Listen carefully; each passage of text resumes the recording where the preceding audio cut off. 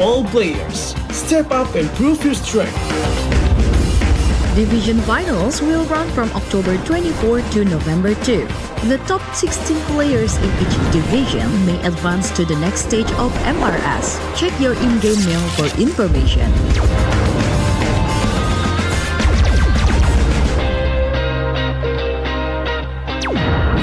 The S3 Finals group stage kicks off from November 8 to November 9. The top 6 players from each group will qualify for the S3 Finals semifinals. The semifinals will be held on November 15. The highly anticipated Grand Final arrives on November 16. The champion will earn a direct qualification for the first MCDG World Championship. The battle is on and the world is watching.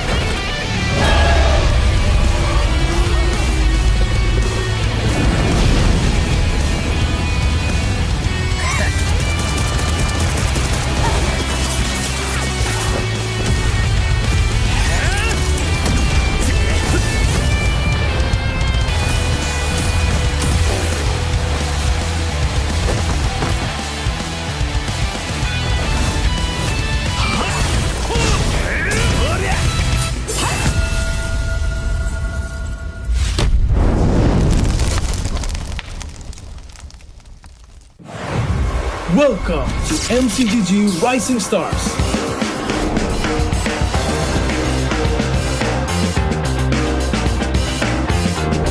From September 12th to October 19th, take part in the regional contest, open to all players. Step up and prove your strength.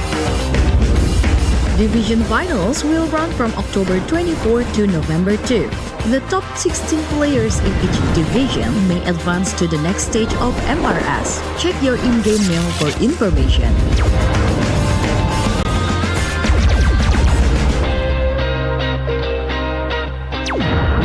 The S3 Finals group stage kicks off from November 8 to November 9. The top 6 players from each group will qualify for the S3 Finals semifinals. The semifinals will be held on November 15. The highly anticipated Grand Final arrives on November 16. The champion will earn a direct qualification for the first MCDG World Championship. The battle is on and the world is watching.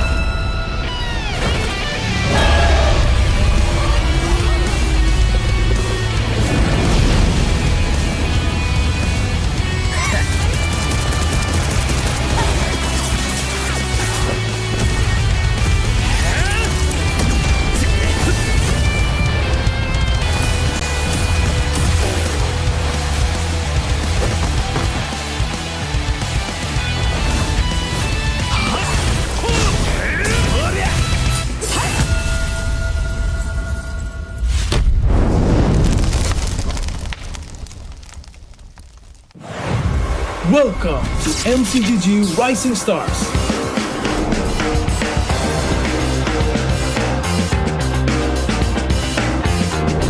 From September 12th to October 19th, take part in the regional contest, open to all players. Step up and prove your strength. Division finals will run from October 24 to November 2.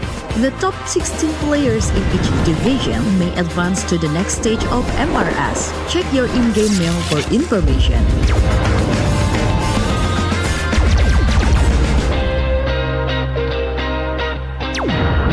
The S3 Finals group stage kicks off from November 8 to November 9. The top 6 players from each group will qualify for the S3 Finals semifinals.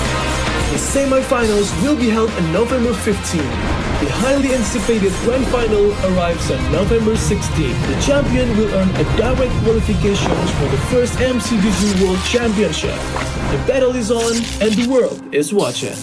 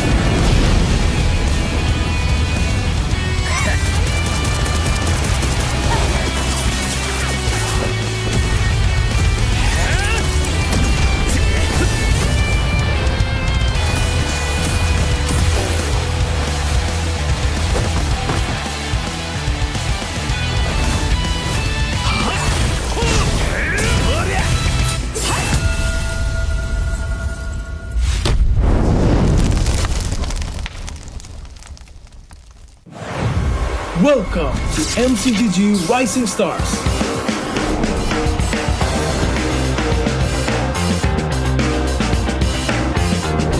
From September 12th to October 19th, take part in the regional contest, open to all players. Step up and prove your strength. Division finals will run from October 24 to November 2. The top 16 players in each division may advance to the next stage of MRS. Check your in-game mail for information.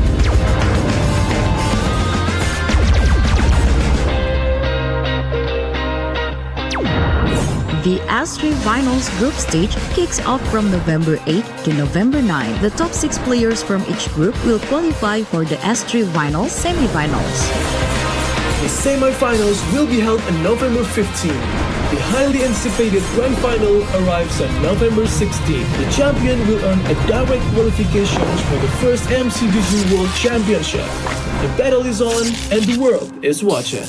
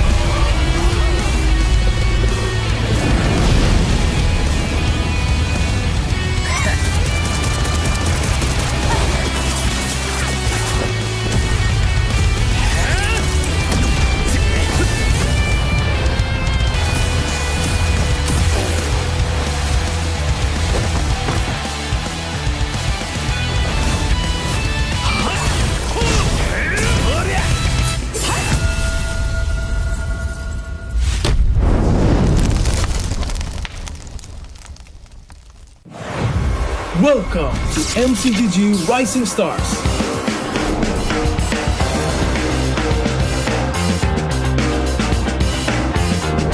From September 12th to October 19th, take part in the regional contest, open to all players. Step up and prove your strength.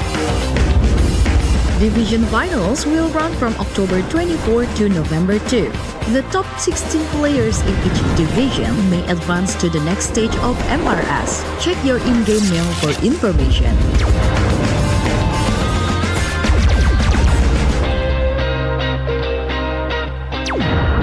The S3 Finals group stage kicks off from November 8 to November 9. The top 6 players from each group will qualify for the S3 Finals semifinals. The semi-finals will be held on November 15. The highly anticipated Grand Final arrives on November 16. The champion will earn a direct qualification for the first MCGG World Championship. The battle is on and the world is watching.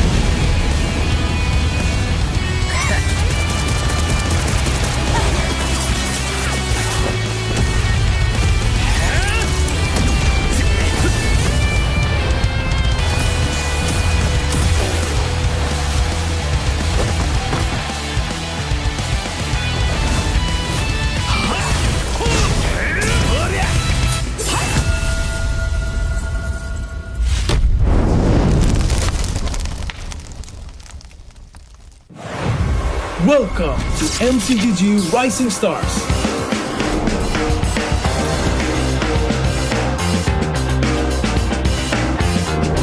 From September 12th to October 19th, take part in the regional contest, open to all players. Step up and prove your strength. Division finals will run from October 24 to November 2. The top 16 players in each division may advance to the next stage of MRS. Check your in-game mail for information.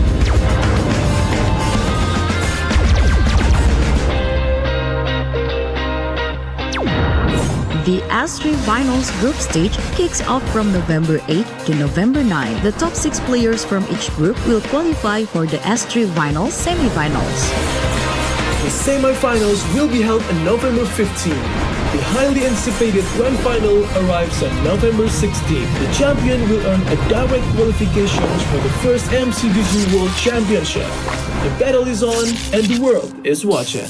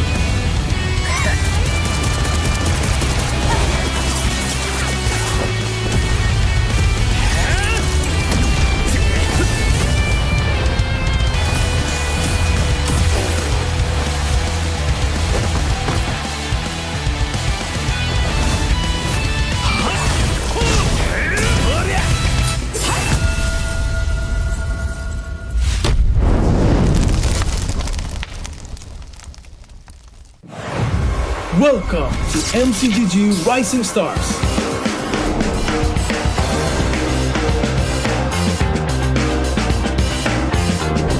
From September 12th to October 19th, take part in the regional contest, open to all players. Step up and prove your strength.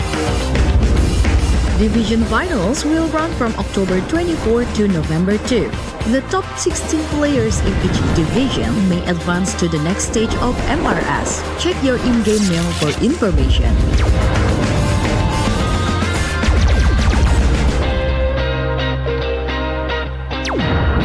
The S3 Finals group stage kicks off from November 8 to November 9. The top 6 players from each group will qualify for the S3 Finals semi-finals.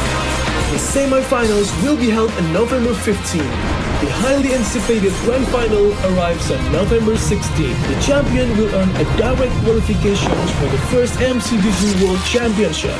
The battle is on and the world is watching.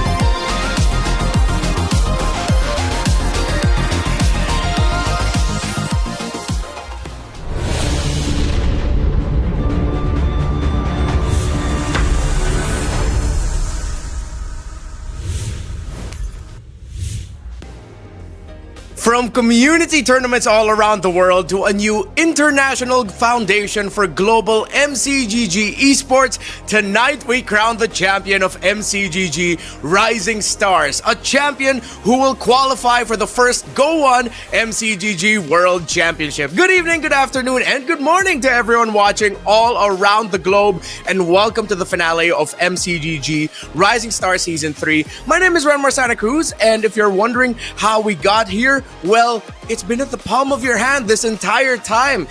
I'm pretty sure you saw the notifications months ago about Rising Open. This is it. This is the finale from people all around the world playing in the comfort of their own homes or wherever they are, taking MCGG to wherever they go to now this stage for a potential qualification or for the chance to qualify for the Go1 MCGG World Championship. More info on that later on, but I hope you're all having a fantastic evening. Again, welcome to the Grand Finals. We're only going to be seeing one match this evening, but it's going to be potentially 5 epic games. And as I said earlier, you probably had questions, so here's the formats on the screen for you. So we had our group stage and 8-week qualifiers. 14 people qualified from all around the world, from the MCCT champion and runner-up as well. And then we got to the semifinals, which happened last night. 16 participants, there were 2 groups, 12 group stage winners, plus 4 people were invited as well. We're operating under the unique commander system, meaning the commander used in the previous round cannot be used again in the following rounds. That is the same thing for tonight for our 8 participants. The top 4 from Group A and Group B in the semifinals last night. We're going to be doing a checkpoint system, meaning the first player to reach 18 points and have a game win under their belt will be the first player to become the champion, will become the champion of MCGG Rising Stars Season 3. This is our point system. So remember what I said earlier. All you need is 18 points and 1 match win. We could be done after 2 games if the person who won game number 1 is the same person who won game number 2, because it's 9 points for first place, 7 for second, 6 for third, 5 for fourth, and it goes on until the 8th place only gets 1 point. But this is why potentially this could go all the way to 5 games. What if the first person in game number 1 who only got 8th place, only got 1 point, suddenly everything just aligned for them and it led to them becoming the champion after 5 games? That could happen tonight. This could be a very quick night, this could be a very long night, but I'm pretty sure it's gonna be an awesome night of Magic Chess Go action. This is the prize pool, 10,600 USD, and we are only going to be going up from here. This is the first time we're going to be having a big epic broadcast such as this under the English language for Magic Chess Go for MCGG Rising Stars, and the champion is going to be getting roughly half of this prize pool. Not exactly, but roughly half of it. And imagine you were just playing Magic Chess Go months ago. You signed up for Rising Open. You went in every Friday to Sunday night and said, you know what? I'm gonna try this out. I'm gonna give it a shot. And that's exactly what a majority of these players were thinking heading into this. And then next thing you know, here they are at the cusp of becoming announced as the champion. Who are our players? They are on your screen right now. You got Opu, Ken, Wisnu, and Fanli from Indonesia. You have Doinef from the Philippines. You have Japar from Malaysia, Wilusu from Myanmar, and Scan Dominic strongly representing the Latin America region as he is from Bolivia. So yes, there's still a lot of heavy Southeast Asian names across the board, but with Scan Dominic here representing Latin America, always one of the regions to look out for mobile esports, for Magic Chess Go esports. It's good to see that there is representation there. And those were beneath them, of course, the commanders that they are favored in playing. And if you're only watching tonight, then actually you missed out some pretty epic action from the semifinals yesterday. Expect a lot of commanders that play a little bit more towards economy, potentially even go card priorities such as Valir, as a lot of these players really heavily chase the power spikes at level 5s to 7, really making the most out of their economy. But this is going to be an epic night for us as we are already heading straight into the drafting phase.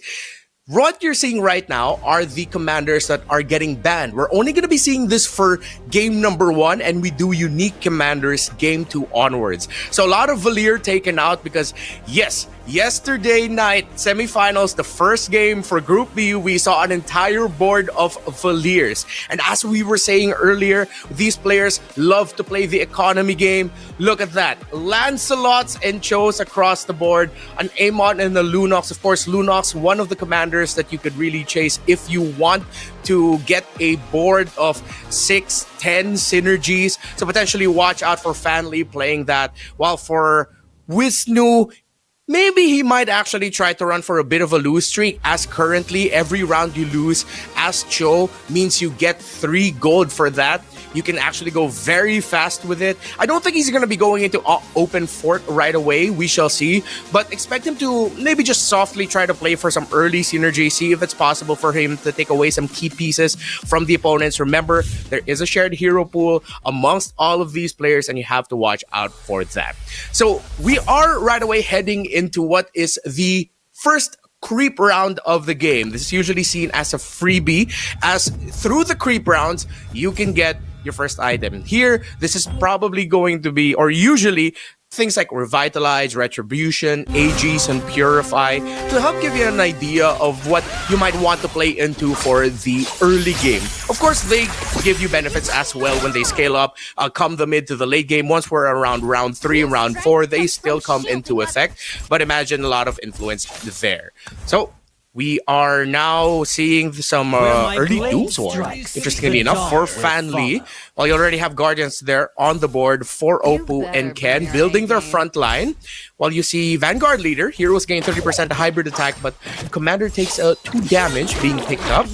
A good spread of the go-go cards, but we are starting off with purple, and it seems like the players are leaning a little bit more towards the equipment-centric go-go cards, meaning that if they can get some really good 3-star 1-cost heroes, that would be great. If they could build through that, some 2-cost 3 stars would be great for them as well. Now, it seems like Wisnu is going to be going for the slightly open fort strategy. He already took 7 damage right away, maximizing the economy that you can get as a Cho, while our Lancelot player is still being very aggro about things. Already a 2-star glue early on. That should be a great advantage. I don't think this Leslie's going to survive this overtime with the extra attack speed. But that should be eyes on Ken right away, who might just be able to run away with this if he can continue to build the Shadow Cell synergy focus around that glue. 2 stars this early on a 3-cost hero is absolutely insane. This is the dream start right now. You see the high loss spark there in the middle, so he's giving a little bit more shields as well early on for that glue. Decided to park his Hanabi up front a little bit, but I think with the placement, that means the damage initially is going to be sucked up by glue. He has Aegis on it as well. There's not going to be a lot of pieces on the board right now that can take down this glue fast enough, but it's with starts such as these, which is why we're actually seeing a lot of these players want to go for either mages or stargazers. Not a lot of marksmen were played or can be played successfully, as the burst that you can get from stargazers and mages especially, and if you can even get some synergy crystals for them so that you have a mage with stargazer, so strong magic attack, strong mana regen as well. It's just really powerful, and it's a lot of the playstyles that we're seeing. You see mages, stargazers, then someone across the board or someone in the lobby is just going to be playing for assassins, maybe 3-starring the Hayabusa or the Saber as quickly as possible. So you're seeing here for the focus onto Su, he's put his main pieces opposite his commander, as he is playing for some early mage and no Stargazer just yet, but he wants that early burst. So to maximize the burst of that, you actually put it opposite your commander. Majority of the positioning in MCGG, you actually see the main carries or backline being placed close to the commander. So what Su is doing is just trying to maximize the burst that he gets out of it. But it seems like he's not going to have enough of the front line, which seems like was too squishy for the damage being tossed out here by the board of, I believe that is a cow or a cool Ken. Oppo, excuse me. Yeah, that was Oppo. All right. So we are now in the go-go auction phase. Let's see if anyone's going to be trying to chase the 4 gold hero or the magic crystal, if there are going to be any buyouts. Usually the tendencies of the players from what we saw in the semifinals is not a lot of buyouts happen. They still really want to make sure that they have an economy. No one wants to spend more than 6 or even 9 gold to try and bid. So what you're seeing right now are the players bidding for the upgrades on the field. Japar ended up with a golden staff. Looks like he's going to be looking more for a basic attack focus lineup, but it could be placed as well onto a mage or a stargazer hero to get some really fast mana regeneration. A bit of a cheesy strat is if he finds it, he can go Luminexus, Stargazer, and then if he gets a Novaria early, a Novaria with a golden staff, again, very cheesy, but you get your mana very, very fast. Focus right now, again, still onto... Seems like we are focusing on Ken, who is building very strongly still around his glue. I still don't see enough damage across the board right now that could take down this glue fast enough. Well, for Fanly, he is going for the Doomsworn route. Already 4 locked in. This is going to be a 2-star Hanabi. Doesn't have the items to give it the damage it would want, but let's see if the Hanabi can actually just hold on long enough. Similar to how it goes in Bang Bang, you see the Hanabi petals will bounce, but there is an assassin, that 1-star Hellcurt. You had the BOD as well, I believe that was an Argus piece for Opu, and the front line is not going to be strong enough. So for that board, you'd want to build an even stronger front line. Head into round 2 of stage 2. Already Bruiser, I think, yeah, it's going to be leading hard into Starwing for Scan Dominic. Let's see if he's going to lean really hard into it and go for 6 and plus on the synergy.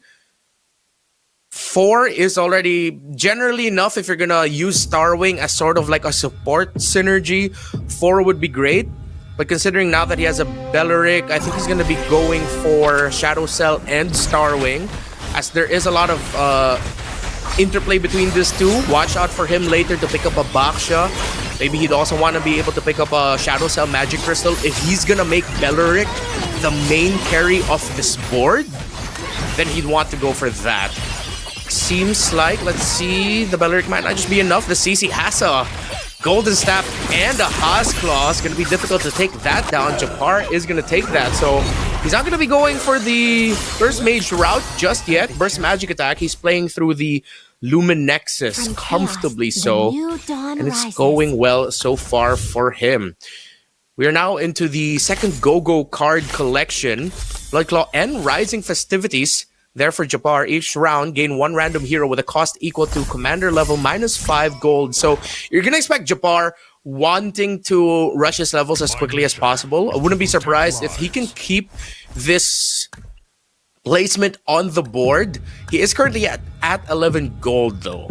So maybe later on, once he hits the threshold of interest at 20, we're not going to be seeing a lot of rerolls for him, but he goes down to below 10. So let's see if he'll be able to get interest through this. He might just. The 1 and the 2, yeah, from the Rising Festivities.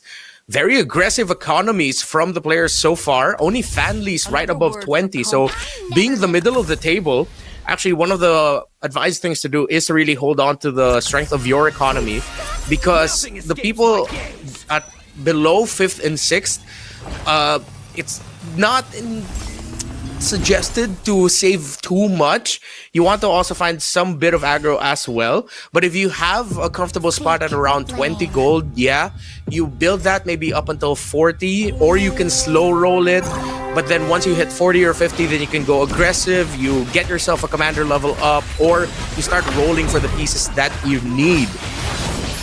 Focus right now on Wisnu's board as he put the Haas Claws on that Clint, and if this Clint is still alive a long time, as you see he tried to build a strong front line for it, would be good, but let's see if it's gonna be enough. Luminexus, no, it's not gonna be. Very strong front line. The Hanabi on the other side, even though it is only still a 1-star Hanabi, does have the Golden Staff, the Haas Claws, and Demon Hunter Sword with it already. So it's going to be more than enough damage to take it out. Japar and Oppo leading this. Oppo, of course, his streak fueled by the fact that his glue is... He got that way too early. But great stuff for him. Meanwhile, here for Doin F, the lone representative from the Philippines. Ooh, okay. So he has 3 hero copies available for him. So he's going to be looking to find a carry. Let's see if the Uranus will be his carry or if he's going to focus on the Aldous to rush. He does have 4 on his Dawnbringer synergy. And for Dawnbringer, what you get are items exclusive to Dawnbringer heroes. So only Dawnbringer heroes will be able to equip those items. And they usually give just a lot of attack speed or some extra health. Or there is one item as well that does thrive for magic attack damage, especially if you're going to be building through the Veil, the Sky Wrath. But he didn't end up with that. He ended up with attack speed and health. That's why he's putting it on the Bruiser Aldous. Meanwhile, for Wisnu, seems like he is going to be playing a bit of scavengers, get a little bit of heroes from the opposing board to try and fuel his own economy and maybe get some pieces there as well. He built a bit of an L shape. There's a bit of an opening there on the left side of him, but not assassins, not a lot of assassins on the board for him to worry about. Better damage output. It's the exchange between Wisnu and Willow, who is currently on a streak. Seems like that streak might just end, but there is a Winter Crown on that Ruby and a Revitalize. One of the most feared combos that you can put on a Ruby. Ruby's one of the go-to tanks that you can get for your board, but it seems like he did just have enough damage to Clint and the CC together. I believe that's a glowing wand on the CC. Interesting choice. Won't be getting the magic attack, but at least he's going to be getting the healing reduction for it. Bit of the burn as well. So most of the Lancelots are on the upper portion of our field. You see a rush there on a Yu Zhong. So okay, let's see if Scan Domino can actually come back into this. Now that he has a 5-cost hero with him, how quickly can he build it? I bet he has around maybe a round or 2 to survive. At 32, yeah, he has 2 rounds. Doin F 2 as well. Scan maybe 3 depending if he can hold on long enough. Yeah. Ken still on that hot streak. Oppo lost his streak just now. So just as we expected earlier, because of that early glue and you already having a clear idea of how you would want to build for that, be a great way to just find a solid idea. But at this point, Ken has already sowed that glue and he's leaned towards a bit of Doomsworn, building through the Hanzo. Now for the board of Doin F. Can he actually hold on here? That Iksha still being able to freely hit, but with an immortality on that Tigreal and Aegis as well, the damage might not be enough. Can this Tigreal and the Veil do it for Doin F? He will need to win this round if he wants to survive just a little bit longer, and the stun from the implosion actually helps him survive, and Oppo gets taken out. This could be a comeback angle for Doin F. Didn't keep that Yu Zhong. He decided to use it for economy to sell. Bit of a spread. Let's see if he'll turn his attention towards Metro Zero later. So he moved his Aldous back, as that is going to be his main carry for now. Up until maybe, let's see if he'll be able to find a swerve later on. He does have an enchanted talisman on the Nana and 2 mages. So we might see a shift later for him. Let's see if he can hold on here against Wisnu's board. Lots of burst damage dished out right away from the early burst coming out from that Veil and Nana. But the Angela now aiming straight for the back line, and I think Doin F is not going to survive this one. That Saber, a 4-cost 2-star at this point with a Winter Crown and a Haskell is going to be too much for Doin F's board. And now he is most definitely in the red. There's an Angela as well there to supplement it. So clearly Wisdom going to be playing around that Saber. Let's see if he's going to be rushing it to level 5. While on the board here of Oppo, just got a big win over Willow. So you have Willow, Scan, and Doin F in the lower portion here. As we now go to the third go-go card phase. We did get gold for here. The more the merrier. This one gets locked in for Japar, Ken, and Scan Dominic. Last resort. Okay, along with the Book of War. So for Wisnu, who is at like 4, that could be a massive spike for him. You see his economy going down quick. He's doing a lot of rerolls. He did get last resort as well. So this could be a massive swing for him. 3-star, 2 gold, 3 pieces of equipment. He has the economy to buy once he gets past 40. Let's see if he'll go for the XP or for the equipment. Maybe at this point the equipment would be good, but he goes for the EXP instead. Get some more bodies on the board to build. We continue to see the story of Doinef, of whether or not he's going to be the first one out of here. Still, compared to the quality of the other boards, this could be tough. See what items he decided to lock in, where it's going to be going to. I think an Oracle would be okay to build the front line. But no, he decided to swerve as he already has a 2-star Novaria. Gets the War Axe, will get Spell Vamp through that, Enchanted Talisman, and the Winter Crown. So his carry is going to be the Novaria, the secondary carry being the Aldous, and Tigreal being his main tank to help hold the front line. He also does still have the copies available, 3 of them. So can immediately get another 2-star Novaria, but we'll have to see to play the board. Scan Dominic tearing through his front line really quickly, but the Novaria holding on. That is a 2-star 5 cost. Still has the Winter Crown, and Doin F holding. But can they take the juicing down quick enough? We'll still have the Winter Crown for him. Look at that damage dished out. And Doin F, some massive rerolls, able to find the Novaria, able to level it up to 2-star. But now he has to worry about Wisnu's board, who will have a 2-star Hayabusa with him.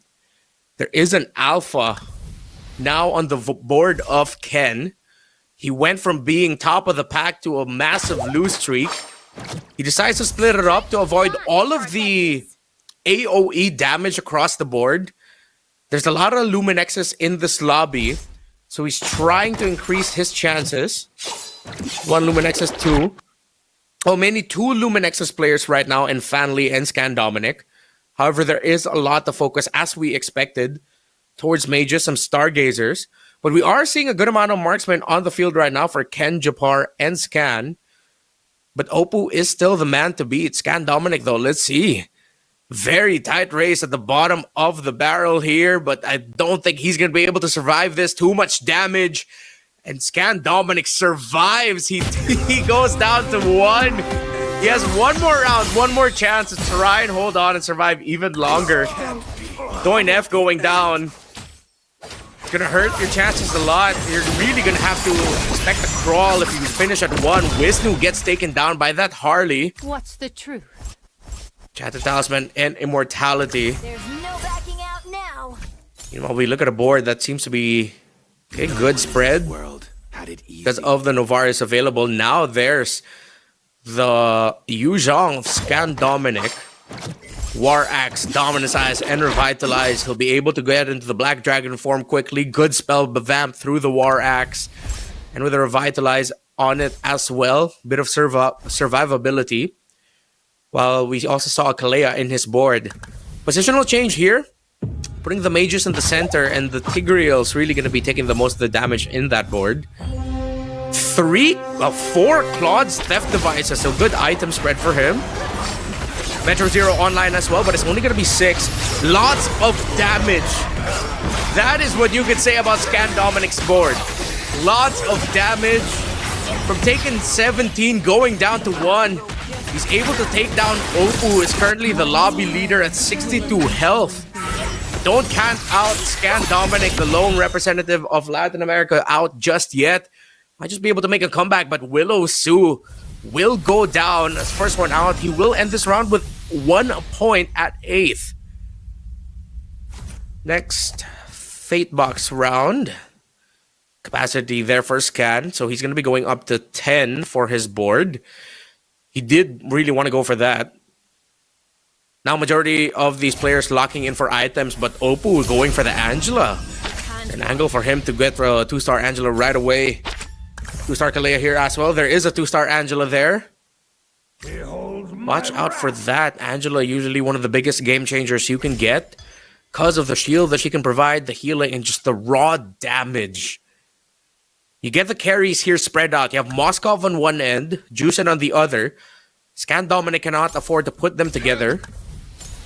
Seems like you have two tank/damage dealers, more bruiser focus for him. The Clay and the Yu Zhang will try to save him. While for Doin F, 20 stacks already on that Skywrath Spear. Let's see if this Novari can hold on long enough. He actually turned it into a Dawnbringer through the Magic Crystal, so that's great. See the Doin F can actually hold on here. We're looking right now at the lobby of Scan Dominic. That Novaria trying to hold that Yu Zhang still. Too much damage. Being dished out by Scan Dominic from 1 HP. He has a dream, but that is going to be a takedown. That's a kill. Doin F gets taken out. There's going to be another one there as well. The sick animations you get with these commanders, of course. That's going to be a kill for the Cho. Scan Dominic was not able to hold on as we have a 3-star Saber on the board in the lobby. Mama told me That is going to be one of the biggest threats right now. It does have the Winter Crown Sea Halberd and Hasclaws as well. So it seems like Wisnu might be favored, but Fan Li is in a streak. On his board is the 2-star Angela. Chanted Talisman did end up with a Stargazer, as we expected. Luminex's Stargazer and Mage roll. Very strong combination. Then has the Exorcist, a bit of Bruiser as well. The Yu Zhang's not going to be able to hold long enough, but let's see. His main front is really the Kalea, but the question is, it's just damage.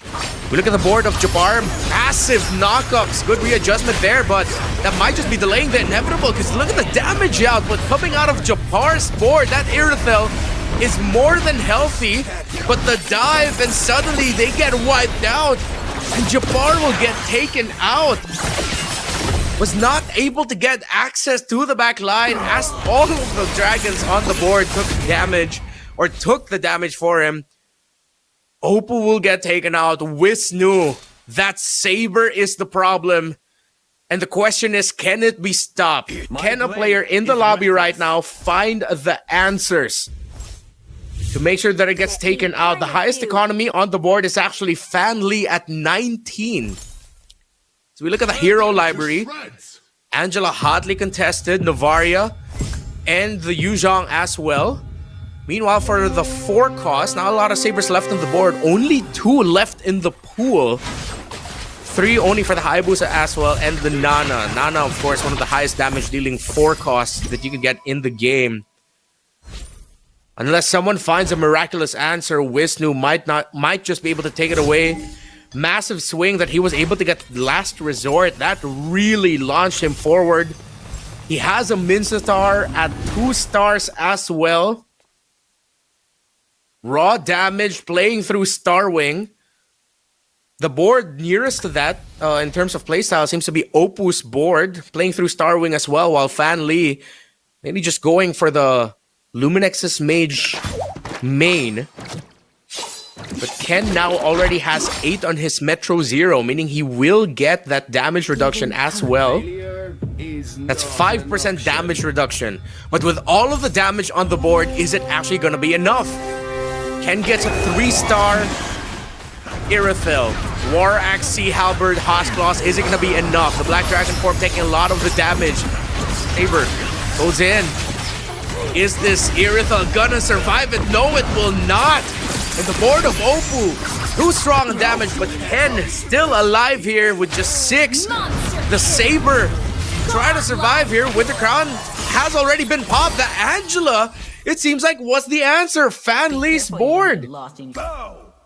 More than enough to take it down. So an extra 2-star 5 cost added to the board of Wisnu. Harley and Mistar with him as well. His secondary carry has been shifted to the Harley, as it was the Nana earlier. But as we look at Ken's board, my goodness, his front line just isn't cutting it. He is not getting enough strong frontline pieces. Yeah, you have the Bruisers. You do have the Alpha there. That is a 5 cost 2-star with AGs. The problem is, despite all the damage he has, it's just not enough. Not enough damage just yet. Low economies across the board for all these players. They're just playing it out to see if they can get their pieces. He will get the knockups in there for him. Is he actually going to be able to survive this? The Harley, we're waiting to see if the Harley can actually get his mana up. The Saber is still standing. Winter Crown already gets popped. The Iritha still healthy. The Harley not enough.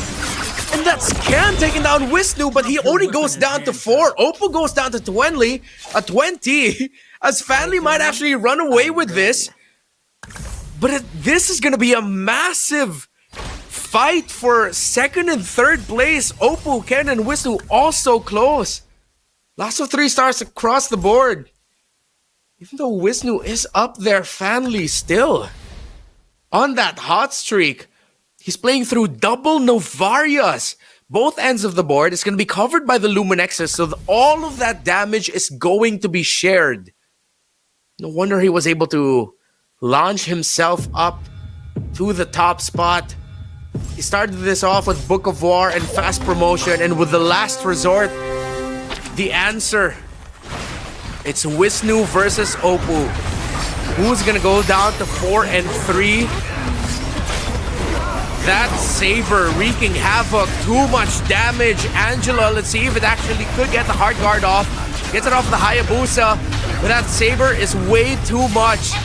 We get another activation of the hard guard. It goes onto the Harley, and the second activation of the hard guard coming in the clutch.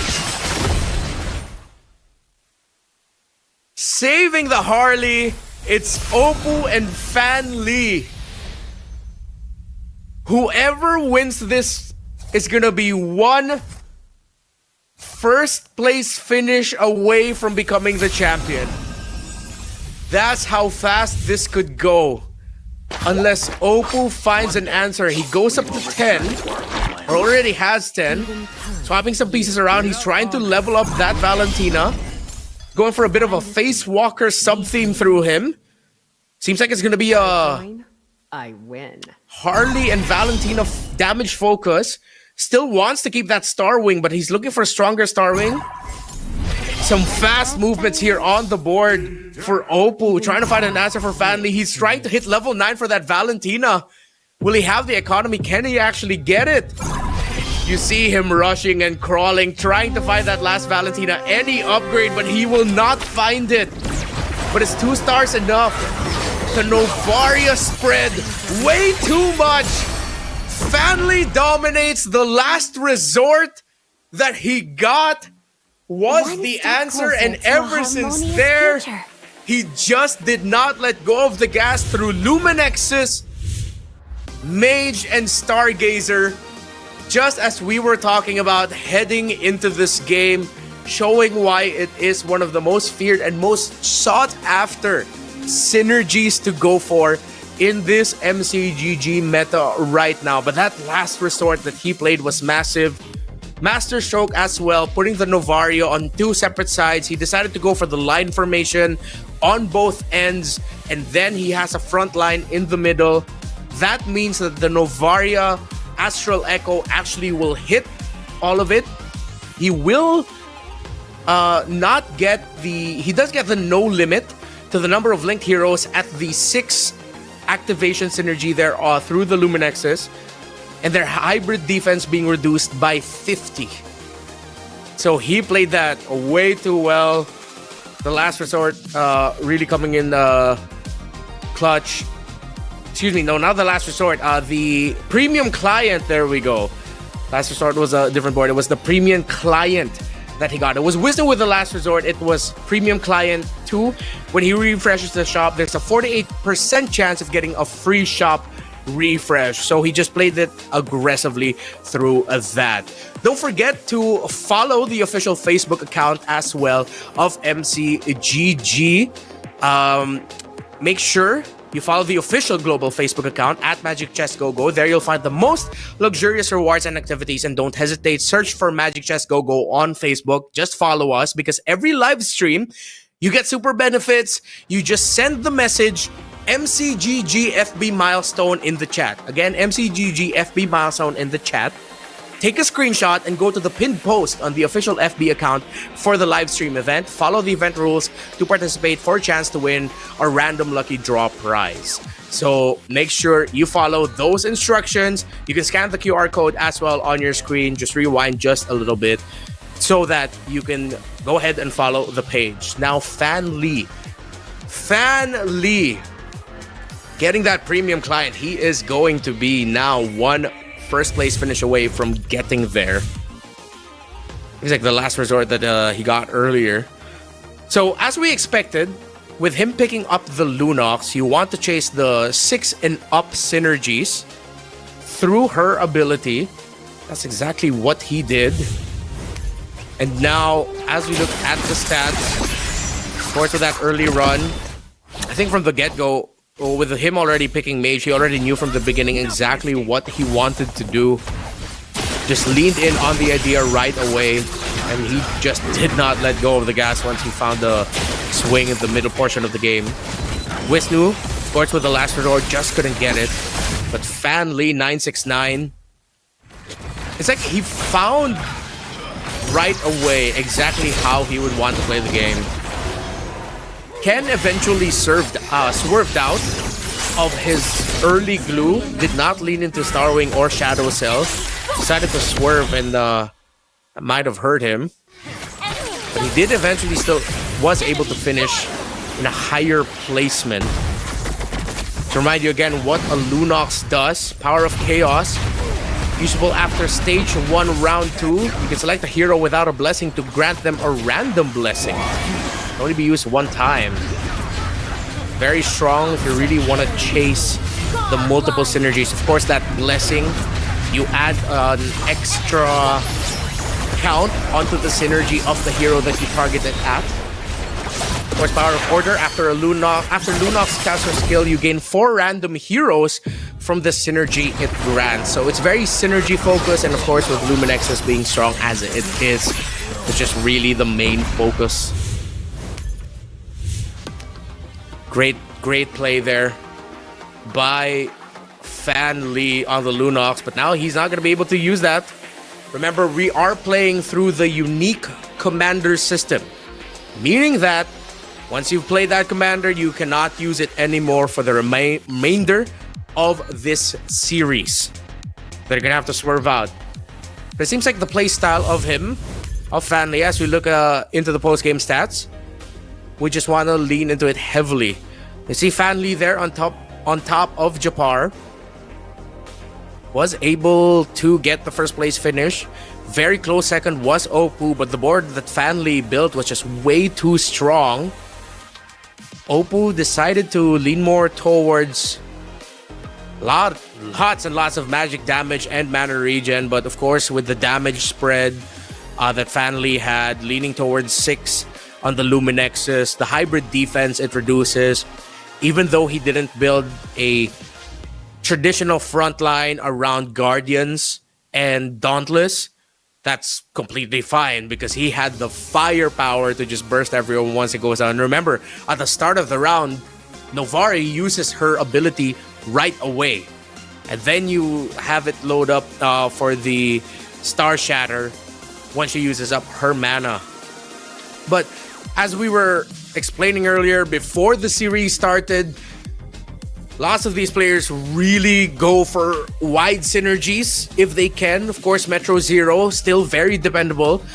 Safe finisher for Scan Dominic. Again, for Scan Dominic, he almost became the first guy out of this game. But he was still able to make a comeback through it. He was able to get some key upgrades, especially on his Yu Zhong as his main carry, and the 4 Claude's theft devices that he had, instantly giving items as well, made sure that he still secured 3 points. But Fan Lee is the leader at 9. Again, all he needs to do, if he wins the second round or wins any other round at first place, that's it. He's the champion. While, of course, Oppo there at 7th. Very tight race, especially there near the end. A lot of questions actually as to who could have potentially been the first one out and first one eliminated, and somehow Scan Dominic was able to stick around and was able to finish a 6th, while Doinev, just even though he was able to hold on, he's not able to get the ball rolling, similar to Willow, just hovering around the center of the pack for a good amount of the stage, but just was not able to get it.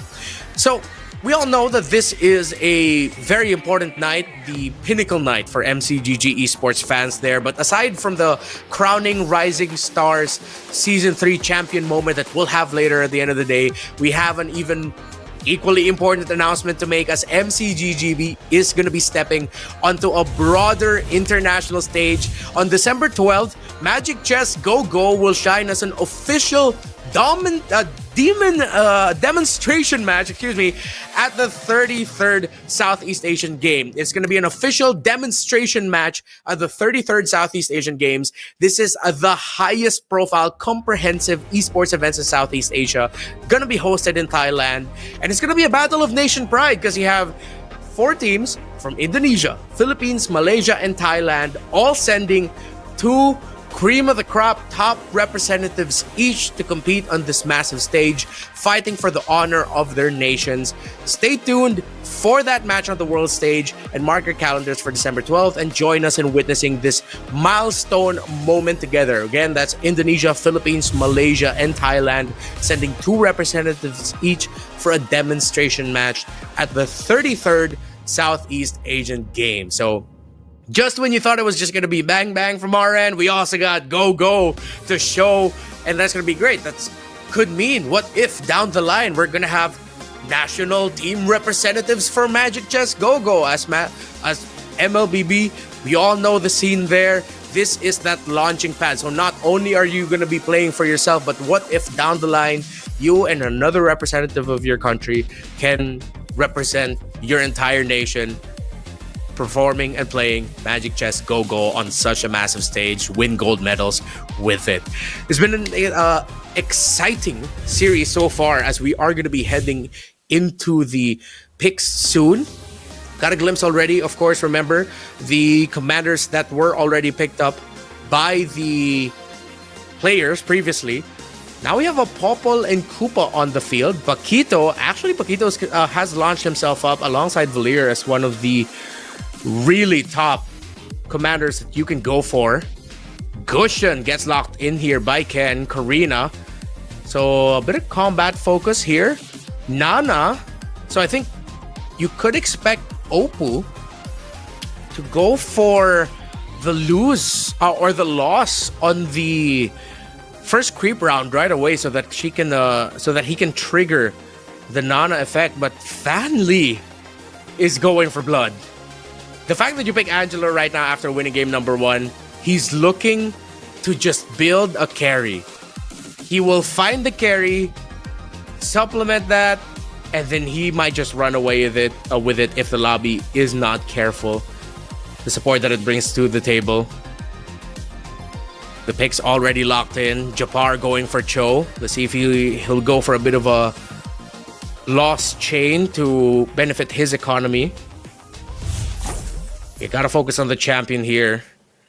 Or at least the almost champion, if he can go across the line. But this is a very competitive lobby, a strong field that could potentially, suddenly, if Fan Lee isn't careful, first place finish might slip out of him. Focus on this Angela. He can select an allied hero to protect, increasing their mana regen to 180% and granting a shield equal to 20% of max HP, and it grants additional protection to the hero with the highest power, while the protection prioritizes heroes with mana. While for Willow, one of the more interesting commanders actually in the game, Popol and Koopa. The Popol and Koopa actually can drop a trap, and you can move this trap. It will be generated, or at least in the preparation stage, will be generated on your side of the battlefield. When an enemy hero steps into the trap, you obtain a 1-star version, limited to 1 time per round, and you can generate 1 extra copy trap starting from stage 3, round 1. So this could be one of the more surprising outcomes later on is once Willow has a good understanding of the rest of the lobby, he's gonna be looking at everyone's boards just to find a really good placement for that trap so that he could get the copy. But early on in this game, you're happy with any copy that you can get, because that is still economy at the end of the day. That is still a resource. Whether or not that's going to be playing towards your synergy, at most, it could be something that you could sell. Get a little bit more gold, get a little bit more to the interest thresholds. Remember, when you're past 10 gold, you get 2 extra gold. When you're past 20, you get 4 extra. Focusing right now onto Ken's board. Decided to go for party's opening, so he right away starts with 3 extra gold and increased capacity. So now he's rushing for 5. And with these players rushing for 5, knowing that Fanli does have an Angela on him, they're gonna want to remain competitive, potentially just build through streaks, and try to take down the Angela before Fanli can find the carry for it to lock into. Hanabi's trading Hanabi's, and it's the 2-star that actually gets taken down there. Doin F takes an L.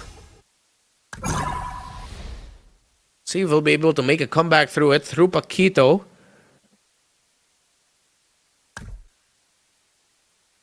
Very interesting start right now. Doomsworn and Guardian for him. Lots of Guardians actually in this lobby right now. Wants to build this strong front line. Dornef going against Can, who so far only has Starwing activated on his side. He's going to be playing as Eudora through the carry, but it's a much better board overall for Doinef compared to Scan, so it's going to be a rough start for him. He did get novel equipment. That's why he actually got to get all those pieces on that Eudora. He obtained 2 pieces of random enhanced equipment, the enhanced versions of it, so it's not just normal items. And then other equipment identical to the equipment that he got will be enhanced as well. So expect him to be playing through mages and stargazers. Might see him go for Shadow Cell and use Eudora as an early carry. Scan Dominic. He realized that his front line is a weakness, so going for the anti-caress right away. But he gets outbid. And let's see if he'll try to spend more. Ken really wants that 4 gold or the extra heroes that you can get early. Scan having a tough time choosing. They're gonna go for a last minute bid. He just tough. Picks up the Berserker's Fury, so he has a little bit more damage on a physical hero. Can play for crit if ever he does get it, but again, the fact that he's playing Starwing and then he did get the Enchanted Talisman, and versions of those will get upgraded. But he doesn't have to lean into it too hard. He can have 2 carries. Looking at Ken's board, Starwing off in the opposite corner facing. Gets an early Chang'e. So now he's going to be looking for items for that Chang'e later. 1 column does get knocked up. He should be fine here. He is the lobby leader again. But nobody's front line is not holding. The anti-Karas here for Doinef. Coming in big time. Was able to just tank up all the damage, and despite the Starwing providing that extra bump, that extra boost, he falls to Doinef's board. Worry, my friend. I am your shield. Doinef right now brings pieces in the center. Doomsworn Guardian, bit of Mage, and I think he's going to be going for, Mage Stargazer. We look at Fan Li. Currently at bottom of the standings right now, but this can swing at any moment. So you actually see him going for aggressive econ, selling a lot of pieces. I think he's going to be playing through Doom's Dawnbringer. Mages as well, and go for Luminexus. So I think he's just trying to get a repeat of his condition earlier. This is just the early game version of it. That Veil Not gonna be able to hold. Not enough damage just yet. Not enough items. Oppo in the lead. And now for Fan Lee, yeah, he's gonna be aggressively going after those Dawnbringer pieces if he wants to just run away with the championship here. Looking at the items, magical training was picked up. Lots of parties opening on the board, so those early leads. But Ken started off okay, but then now as we get to the mid-game portion, just was not able to swing around with it. Customized recruitment. There for Wisnu. So this, once he hits level 6, higher chances of him being able to find those 3 costs. And that is going to be his timing. That's his power spike. But he is going to be playing for. Spread as well for the go-go cards. Certain fortune for Oppo and Doinef. So let's see if they did get all that gold. Called Theft Device for Japar. Purest Power. So he's going to be focused on one main synergy. Purest Power 1, when the activated synergy count reaches 6, heroes under this synergy gain 25% hybrid attack. Right now he has multiple 2 costs, but I think he might just either play for... wait, no, with those multiple 2 costs, he might swerve eventually later on to Metro 0, so even more attack and more damage. Meanwhile, Scan Dominic only has novel equipment. He's holding on for his selection for his second go-go card, because he's waiting to see what else he can get. He might even just drag out the choice, because remember, Valir will get a second choice off the go-go card, but he's holding on to that, and he's going to be utilizing that as a power spike. There are 3 Dawnbringers at 4 synergy counts, so Dawnbringer is going to be the main chase. I am the only judge of for the board and for this lobby. Willow Su and his Popple and Koopa. Relatively okay economy. Middle of the table. He has to be looking for win streaks. He just got his win streak snapped though. But at this point, I mean, he does get the economy. But if you're in the middle of the table, you want to avoid going win-loss, win-loss. You either go for a lose streak or a win streak, so you still get the benefits here or there. Remember, lose streaks and win streaks do get interest benefits as well. Sort of like a catch-up mechanic for those on the lower end, while for on the upper end of the win streak, can just continue to build their dominance, while Oppo definitely building there through that Nana. Going well so far for him. Just otherworldly. Leaning towards Doomsworn. mission underway. Scanning the area. And allied heroes with a magical training too also get 50% magic attack. And each hero permanently gains an extra 1% for every enemy hero they personally kill. The fact that he's going with a win streak here means that Oppo might really just not let go of this already. He is going to be the lobby leader for a while. Meanwhile, as we look at Wisnu, got Surprise Splash as his start, and he was the one that went for customized recruitment. 3 stars on that Alucard, but no, it's eating up all the damage coming out from that Chang'e. He is holding on through the Dominance Ice and the War Axe, and of course the Magic Blades given to him by the Karina. The carry falls down, the Chang'e needs to hold, Revitalize already been used, and Ken still runs away with it. Wisnu not able to hold. Remember, for Karina, you get Shadow Twin Blades. That's an equipment you're going to equip to your hero. And when an enemy hero adjacent to the carrier has below 18%, it is an execute coming out of Karina. And after Karina executes the target, the carrier of the Shadow Twin Blades gains 2% extra damage, up to 36% there. Enemy ahead. 12 o'clock. So he's still leaning. Oh, gonna be a tough board to climb through this. He's mainly playing really just for Weapons Master. Of course, there is some life seal that you get for it. So he's gonna be trying to survive mainly through the raw brute force power of Weapons Master. Off for the board here of Fanli.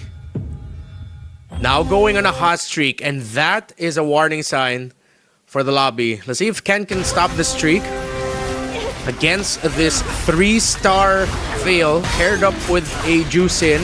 It's Luminexus and Dawnbringer. He's trying to run it back, and it's way too much damage. There is 14 stacks on the Skywrath Spear. That's true damage being dealt by it. And with those 14 stacks, that just means that's more lightning bolts coming out, more damage coming out. Look here at Doinef. Still playing through that Tigreal. Still very healthy though, but could not stop the run of Oppo. So the two lobby leaders right now in terms of the streaks, in terms of the damage output, you have Fanli trying to run it back through Burst. Again, we talked about it earlier. Basic attack versus just sheer burst. A constant stream of attacks coming out of Oppo against the burst that's going to be coming out of Fanli's Mage and Stargazer and Luminex's Focus. We look at Willow Su, who is in the lower portion of the lobby. Scan Dominic already went for the Commander's Shield as his go-go card, so that means he will have just an extra bit more chance to survive. This Chang'e, can it do it? Can it live long enough? And the answer is yes. Ken will take out the shield. This new, we look at Scan, will lose his shield as well. For a moment there, I thought we were still on Scan's board, but now this is Scan's board. For the items that he needs, Willow Su now does have the 2 traps. Still insistent on putting that Hanabi up in the front. Much quicker bounce, so there is some travel time for the basic attack of the Hanabi. Placing the Hanabi up front.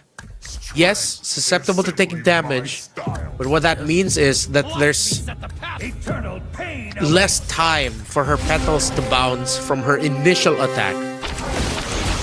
It's gonna be a crazy bounce coming out of that Hanabi. Check in. It is a creep round.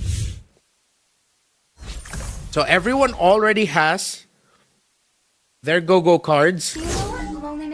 Oppo decided to go for Forbidden Power. Lots of damage going to be coming out. His last row will lose 10% of their max HP, but will gain a 30% damage increase. Now he has Metro 09 as well. If that doesn't scream lobby leader, I don't know what does, because he might just run away with it. You actually see the lobby shifting to Metro 0 across the board. Willow, Wisnu, Japar, Ken, and Oppo have all just gone for Metro 0. 8 cost or 8 synergy activation for Oppo, Ken, Japar, and Willow. We look at Willow. Is the damage and the damage reduction enough? His main carry holding on. Winter Crown popped up. And someone just got taken out. Cho gets a kill. And that is Wisnu out of this stage. While Fan Li is still in a streak. And Oppo just ended his. This is what we were talking about. The lobby now is looking to see if Fan Li can hold on to this lead. He has 2 3 stars. And again, when you pick an Angela, you know exactly what it wants to go for. It might not win and dominate right away, but once it starts getting 3-star heroes, even if it's just 1 cost, especially with Dawnbringer activated, carrying through the Veil, my goodness. The story for Willow is, can he avoid being the next one taken out? The lone Popolin Koopa player in this game does have a strong carry through that Moskov. He is holding on and he will win this round. Japar is the next one out.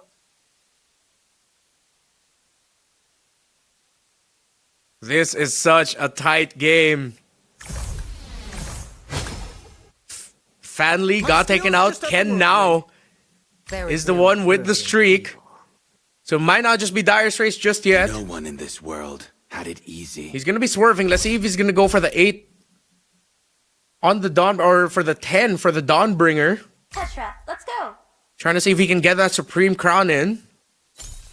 While for Willow, just great positioning. He got Solid Alliance too as his last go-go card. So for every 1 activated synergy, allies gain 4% hybrid attack. So he does have the firepower, but the question is, can his front line hold? Those traps placed in the middle right in front of 2 damage dealers, because they will get jumped on.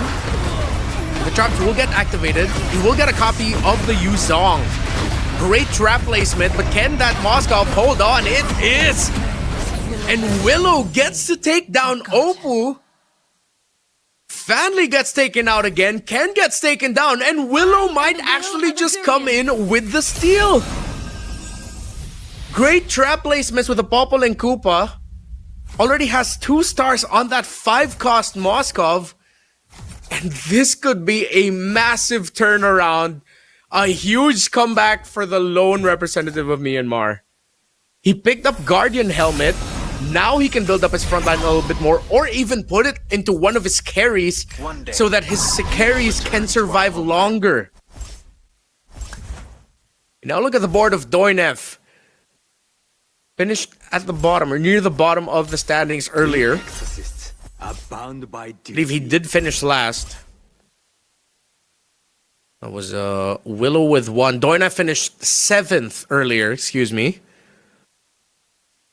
Let's see if we can hold on here with this Paquito. Just realized we weren't able to talk about the Paquito just yet. Exactly what he brings to the table. It's extra items that he can get. More equipment through specific rounds. Round 4-1, he gains extra items that can be used on 5 gold heroes. And he can use them to get a 1-star version times 2. Doin F will get absolutely melted down as Willow Su is solidifying himself as the potential comeback king of this round. Could be massive for him. Scan now also in the streak. The lone representatives of Bolivia and Latam and Myanmar, in the case of Willow Su, now are both in the streak. So the 2 lowest HP members of this lobby right now, of this game number 2, are the guys with the streaks and could potentially even be the ones to win it. Yuzong's getting locked in. The Harley now secured by Fan Li. So he's going for a sub-theme of Face Walkers. He has 4 of them.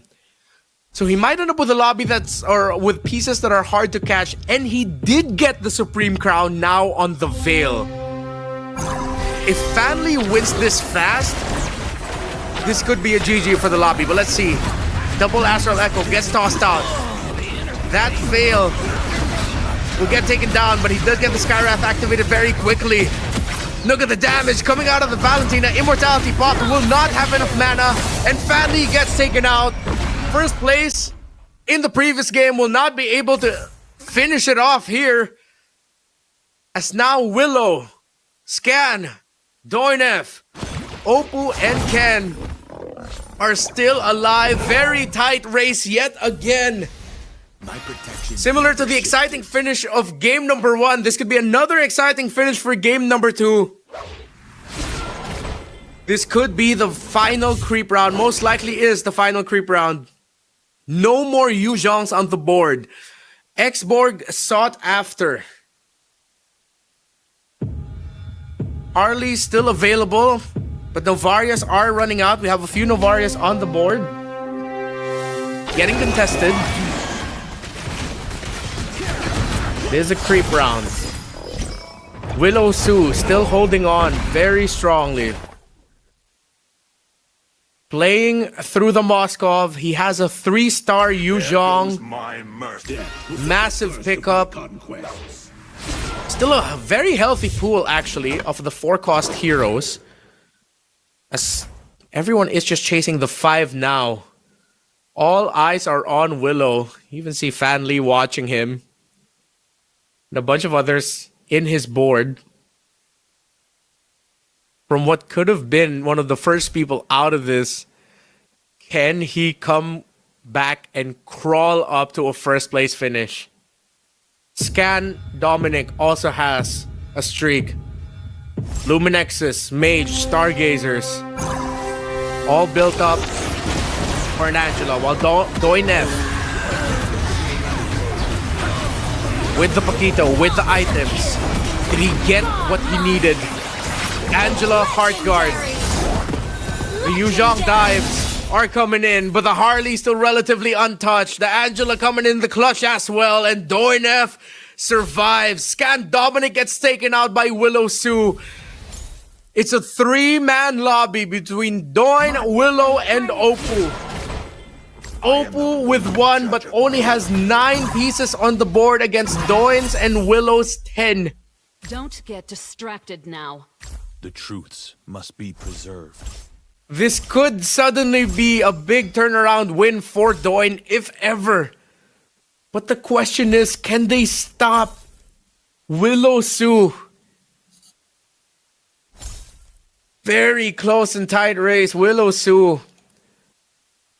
Very strong list of items. Yuzhong, 3-star. Winter Crown. The Exorcist seal on it as well. The Moskov survives long enough. Look now at Opal's board. That Moskov tearing it through. Going up against it, but he still eventually gets taken out by Willow Sue. Willow Sue's mirror. Willow Sue, the real one, actually took out Doinev, so this might just be it. A miracle is what Doinev needs. More pieces somehow, some way. He went on a streak, Willow Sue. This could be a big, big moment. The young man's very young MCGG competitive career. My goodness, he is now on a 7-win streak.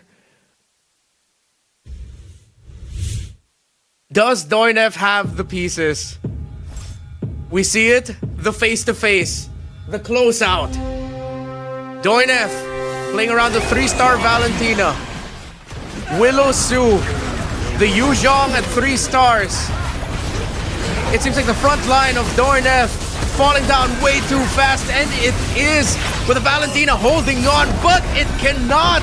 The Popple and Koopa, the lone Popple and Koopa in this game number 2 secures it, and he gets the dub. What a comeback. He eventually shifted into Metro Zero, and he just had way too much damage.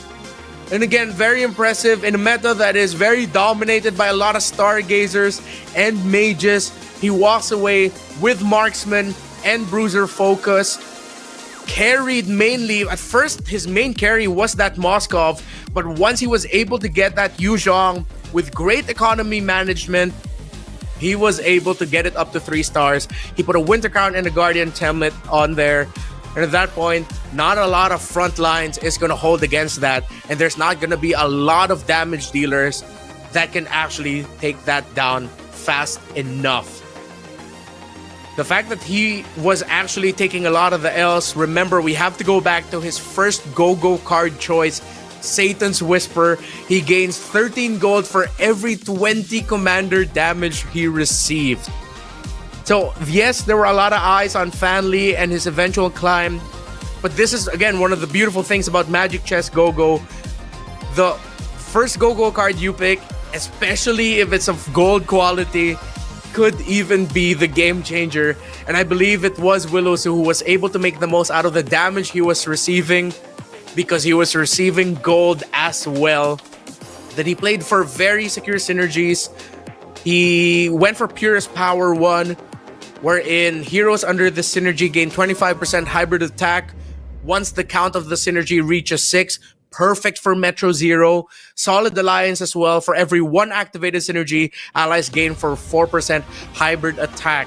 So he decided in this case, it's a go wide strategy because he goes for different synergies, making the most out of Metro Zero, and showing again why, despite the nerfs, Metro Zero is still undoubtedly one of the most strongest synergies you can go for if you need something, if you need anything, if you need a sudden power spike when you've just been taking a lose streak, count on Metro Zero to be there for you.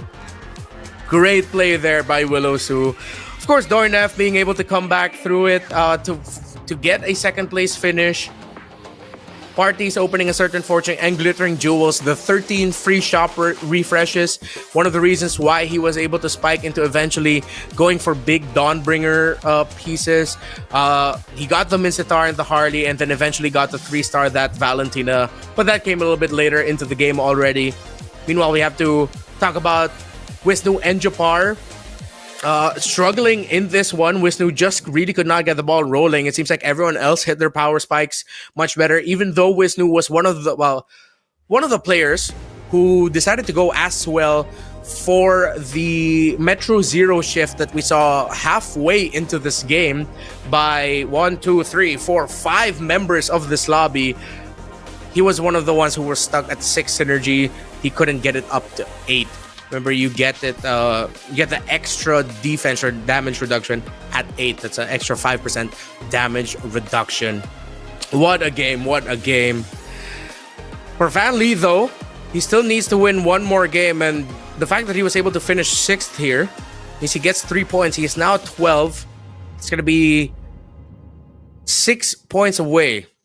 So he just needs, if he finishes 3rd and above, once we see Fanley go 3rd and above in the next game, that's it. He's gonna be champ. Actually, not even 3rd. That's gonna be 4th. Because we go 9, 8, 7, 6. So yeah, if we see Fanley go 4th and above, that could be big. Remember, again, if you want some more prizes, you gotta make sure you're following our official global Facebook account at Magic Chess GoGo.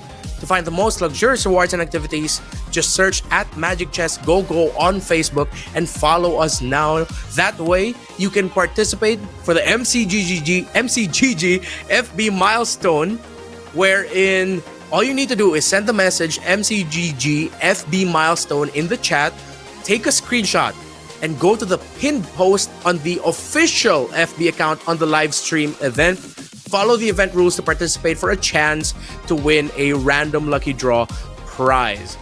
Make sure you also send follow MCGG Facebook in the chat.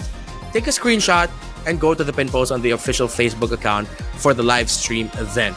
So there's 2 things. You got to make sure that you're chatting MCGG FB milestone and follow MCGG Facebook in the chat wherever you are watching. You can go back, rewind, so that you can get a refresher on the instructions and that you could get the QR code in there as well. Sound off in the chats wherever you're watching right now. Who do you think is going to be taking the championship? But if you want, what if we start a little bit more small scale with our predictions? What if we go for the predictions on as to who will potentially win the next game? Now, as we all know, after this is Go 1, the first ever World Championship that we are going to be getting for MCGG. I cannot believe it that time flies so fast. It's going to be at Stadion Madya Jakarta, January 25, 2026. That is going to be alongside everything going on in the festival, and that's gonna be big. It's M7 and Go 1 together. So, are you hyped? I'm hyped. Let's watch this. The battle continues to the next stage. Rising stars from each division will face off in the ultimate showdown. Magic Chess GoGo World Championship. Jakarta will witness it all as these rising stars share the arena with the world-class MLBB players at the M7 Carnival. Players from different divisions will clash in a tactical showdown to prove that they are the ones worthy of claiming the highest role. On January 25, 2026, the Stadion Madia of Jakarta is heating up and the players are ready to explode in Magic Chess Go-Go World Championship.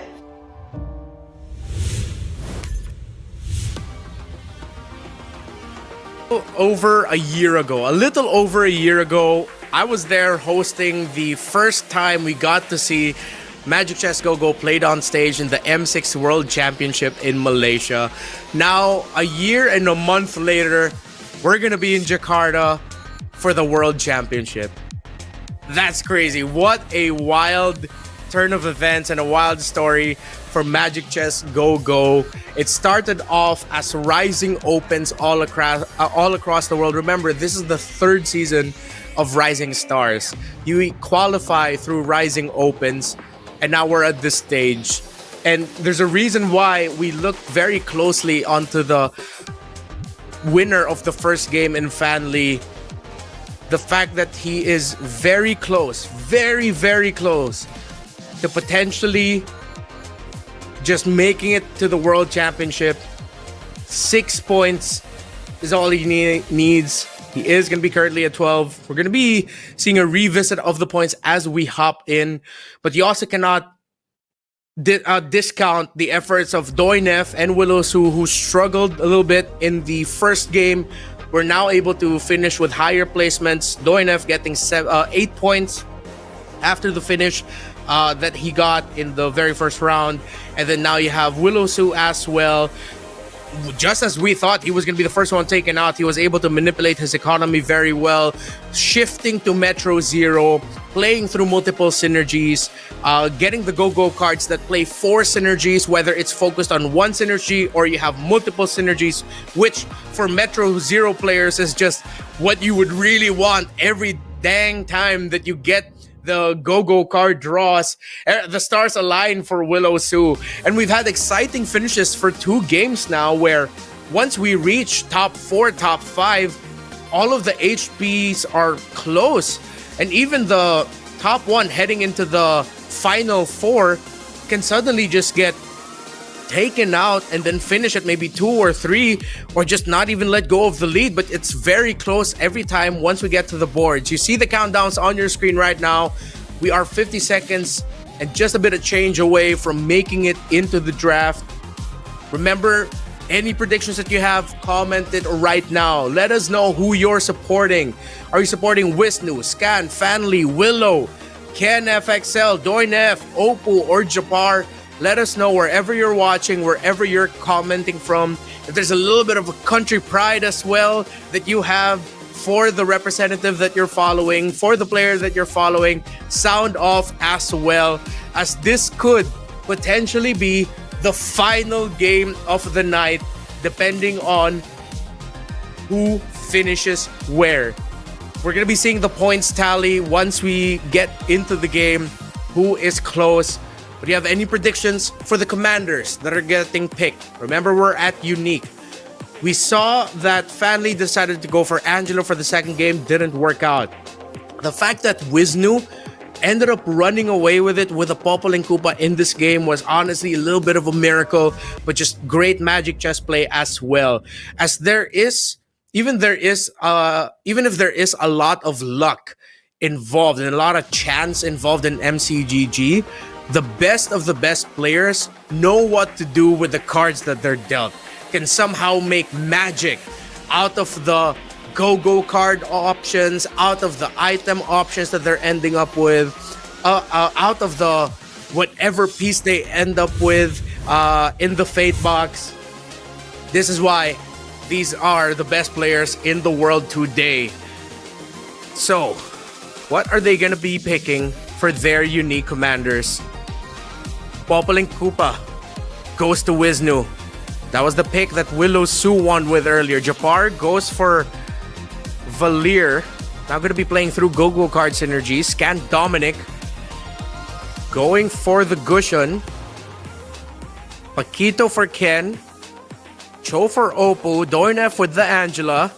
Willow Su with a Layla. My goodness. So this isn't the first time that we actually got to see Layla picked up here for Rising Stars. She seems to be a pick if people aren't going to be starting off the round or the series with her right away. She could potentially come in maybe game 2 or game 3. So let's revisit what Layla does. Of course, she generates that hologram. That's the one dealing that damage that is slowly ping away at your backline and front line. It attacks the nearest enemy hero because, again, you get Destruction Rush. At this point, yes, they have the upgraded hologram already. And it just fires a laser that pierces through enemies. So it's just constant poke. This is very versatile. So it's going to be interesting to see how he's going to be playing it. Now we look at Scan Dominic. Going for an early... Interesting. Okay, so he's going for early Dawnbringer. And he already has stacks on it, so he might not swerve out of this anymore. If he can get a win streak going and then he gets some early stacks on that Skywrath Spear, it should be good. Oh, Technological Revolution for Wisnu. So it reduces the EXP required to go up in commander level by 25%. That's means he wants to build a wide board very quickly. Going to be chasing after some strong Guardians potentially. Or, as we see right now, I'm going for Dawnbringers, going for damage right away for Willow. The first place finisher of the previous one. Doinef. The focus on your screen right now went for Magic Immersion, so allied heroes with equipment restore 15 extra mana on basic attacks. Let's have a little bit of Aspirants going. You see the ticker on the Aspirant's Faith chest on the lower right corner. Let's see if it's gonna use that to maybe even go for 4 or even 6 synergy Aspirants to go for a maybe stage 3, mid to late stage 3 turnaround. If he can get a lot of Aspirants Faith points, activate the chest, and just play through more of the ability-focused Aspirants. Lots of questions. Now we just wait. Still very early in the game, though. Look at Willow Sue. I expected he does go for Defender. So he shifted out of what was the more Dawnbringer focus, but when you're playing with Layla, you want to have Defender with you. You want to have your Defenders and or your Dauntless. Considering that he's playing Starwing, and he has the Hylos, he already got an extra through him. He might shift, he has an opening to go for Metro Zero later on. So just see him go for a bunch of 2 synergies. Wisnu, who is now currently the Poppling Koopa player, goes for Defender, Doomsworn, and Aspirants early. But there are 3 Aspirants players in the lobby right now, which could be not good if he's not careful. The first one to go 4 is actually going to be Wisnu and the Aspirants. So let's see if Doinef and Fanli might shift out of that. But it's also good that they're contesting the Aspirant spaces away from Wisnu because they're not going to allow him to go to 6. We look at Fanli now, the winner of game number 1, who has 12 points. 6 points and up, and he becomes champion. He will lose that round though, as Willow Sue will win his. So the ongoing story right now for the lobby in terms of the synergies being contended are mainly 2. Well, you can count Dawnbringer in there as well, alongside Starwing and Aspirants. Doinef, first one out on the choice. Go for the Nana. Gets outbid for the Immortality. Some aggressive chases right now for items, especially the Immortalities. Let's see if anyone else is going to try and contest. Gets contested there by Ken, so Japar will lose his Immortality. Oppo and Japar fighting for the Feline Blade.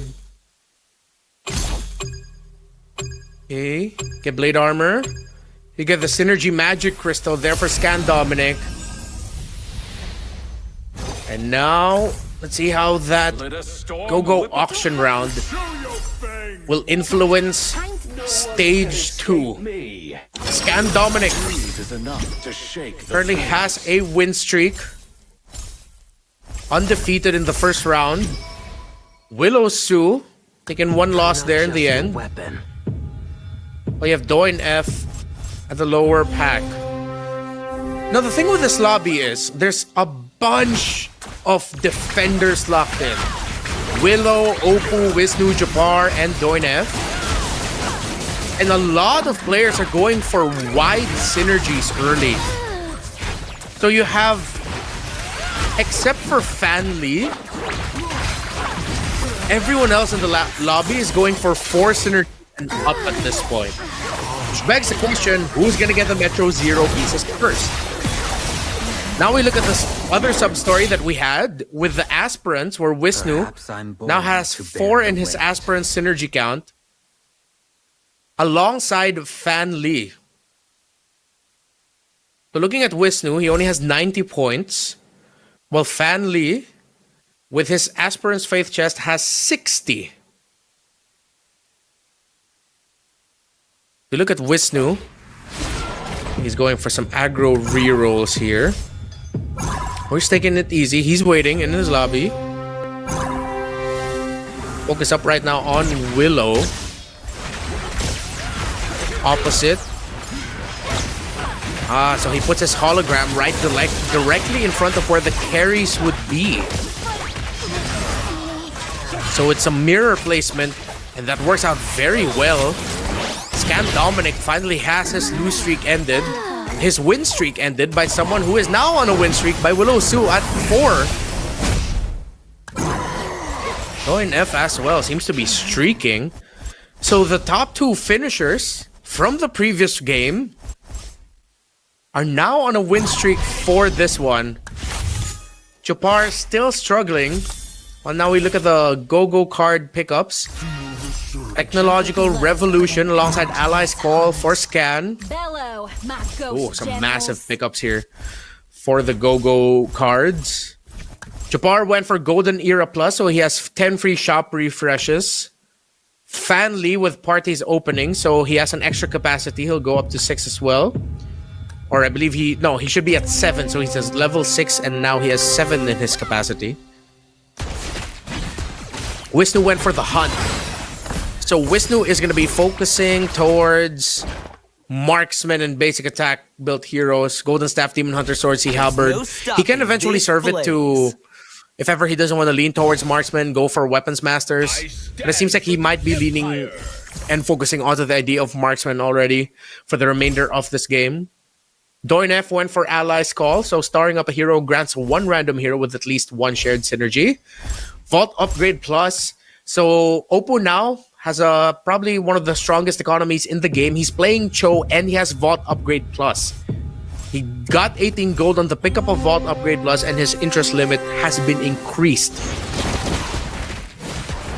So that is now going to be actually one of the biggest threats in terms of the economy management for everyone. So Willow and Ken cannot get comfortable alongside Scan. Still very close. As we look at Japar, oh, not going to be good that he will go out of this with a loss again. Couldn't get a streak going, so now he's at the bottom. Unless, can this Hanabi actually do it against this Ruby? The answer might be no. It is up against Haslos. He goes down. Fan Lee, you see him reacting at in his cam. He just lost his round.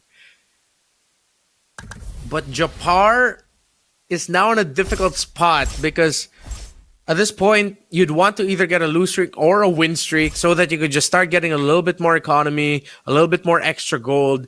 Because if you win-loss trade at the bottom of the standings, that's not as good because you're slowing down your own economy growth.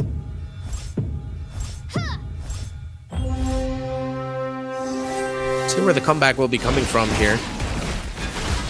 Look at Fan Lee's board. Focused around marksman, as expected. Not gonna go out of it. 180 already on his faith chest. He's at 55, so he might be able to activate it at around 300 plus points.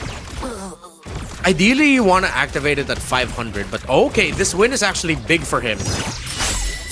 And this is even more bad news for Japar. It's gonna be really tough for him now. In a safer world. Willowsu is at 10 points. He already won one game. And he is now the lobby leader with a win streak. From finishing at the bottom in the first game, he can feel it. Fan Lee, on the other hand, he just needs 6 points. Willowsu needs 8. He needs a second place finish or higher. While Fan Lee just needs a 4th place finish or higher. What a tight game.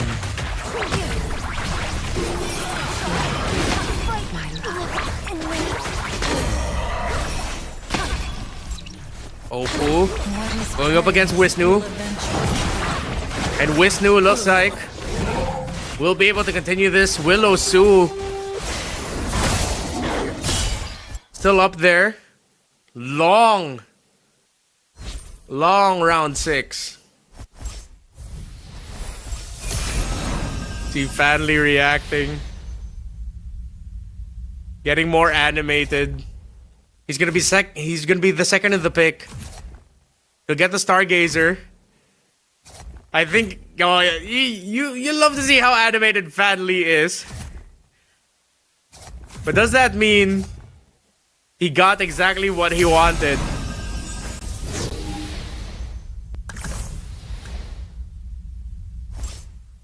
Join F is another person who could potentially get the championship here alongside Ken. Oppo is at 13. He needs 5. So for Oppo, he just needs a 5th place finish, if I'm not mistaken. Yep. 5th place or higher for Oppo when he goes in. But did see Oppo win it out in the very first one.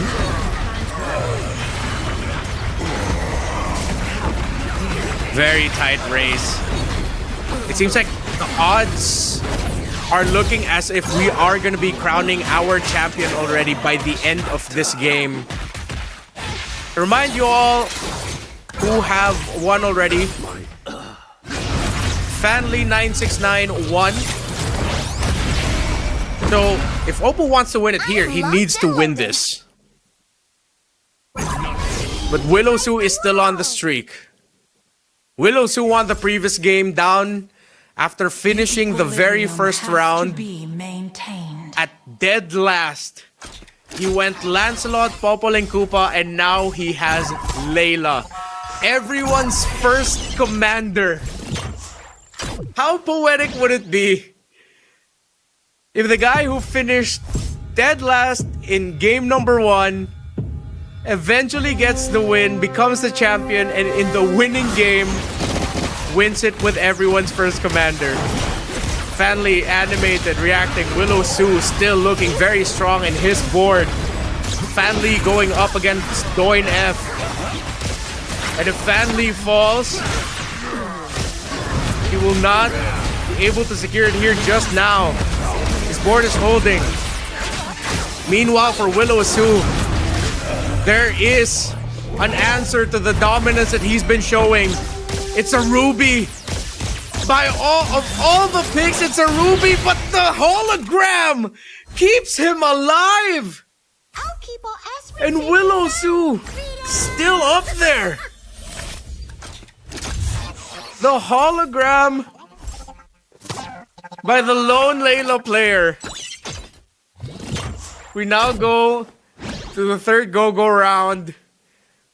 Getting closer and closer to potentially crowning our champion. 70 is the gold of Willowsu. I'm locked and loaded. Turnaround moment potentially for Wisnu. has last resort. Willow Su needs a second place finish and a higher to become the Test champion. me. I dare you. Leave it to me. Very aggressive rolls now, actually all across the lobby. Aggressive re-rolls by those who have the gold to go for it. Exorcists. What doesn't kill you, Without honor. Target acquired. Spread the magic and happiness. I must not go too far away.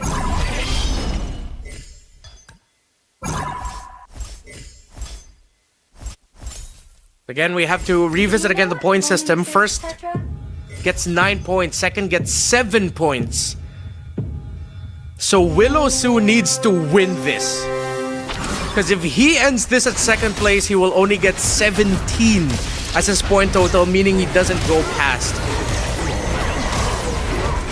Fanli needs to finish third and higher now.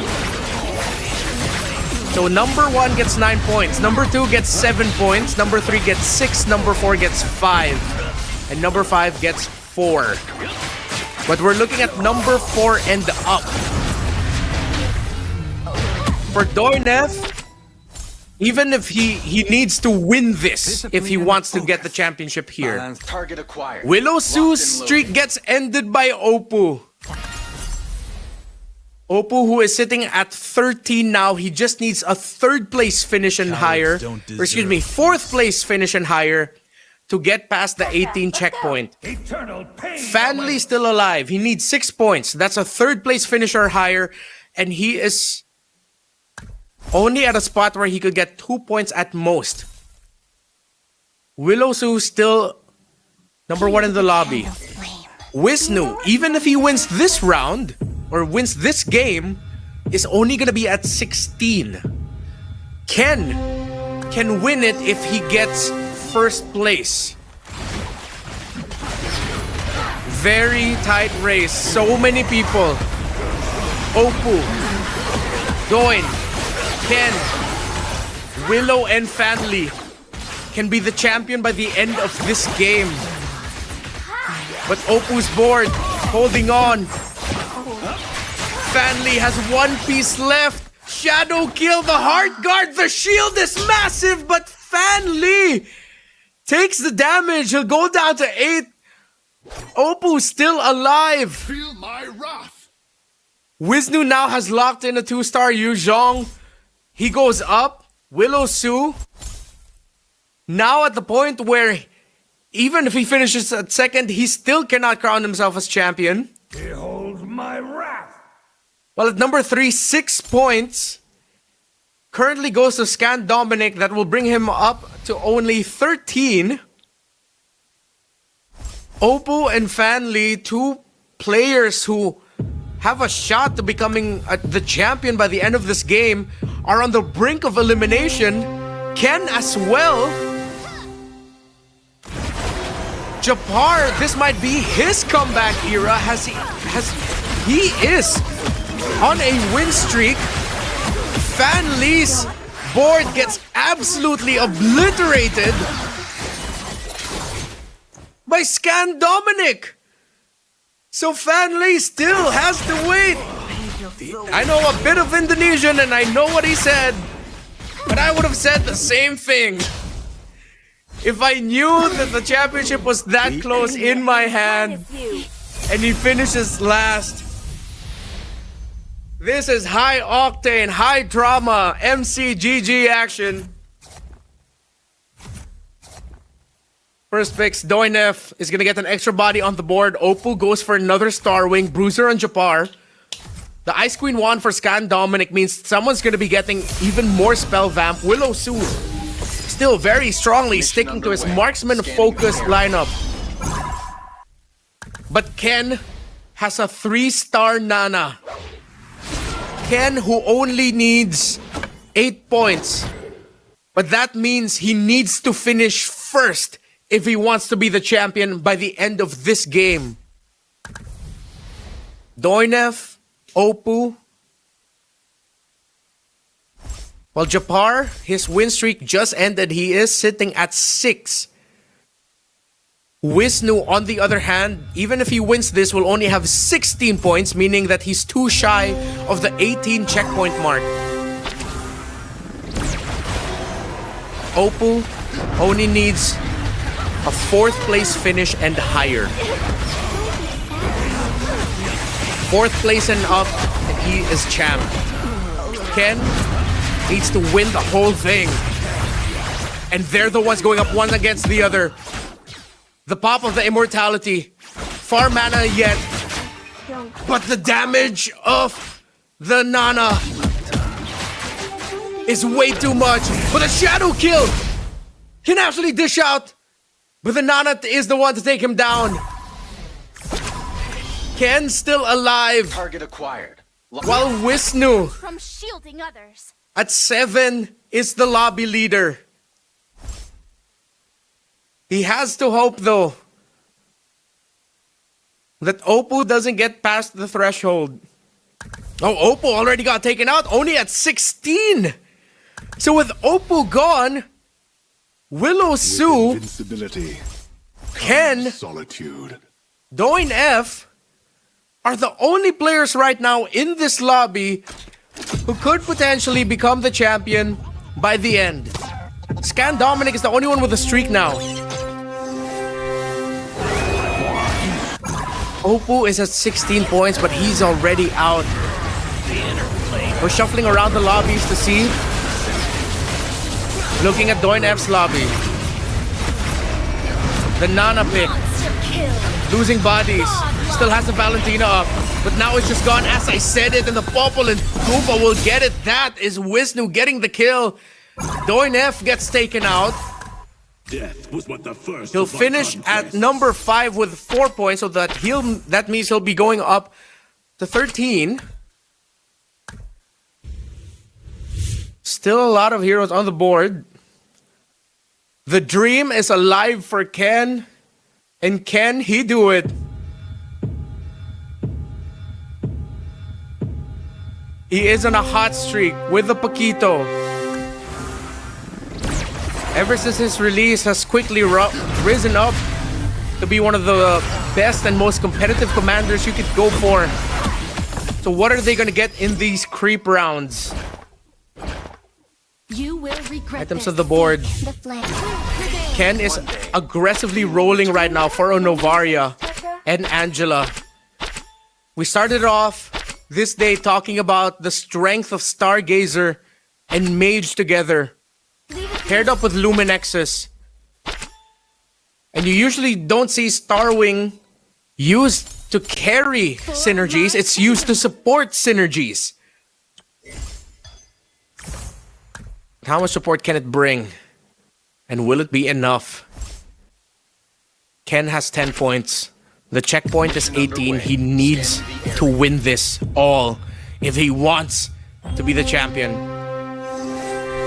But can he survive against the board of Willow Su? He won the previous game. Willow Su also needs to win this if he wants to secure. They're both at 10 points.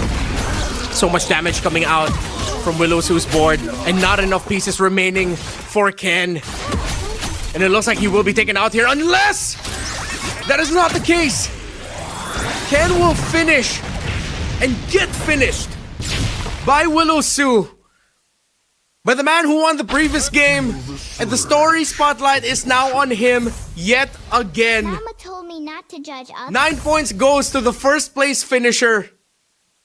He finished dead last in round 1.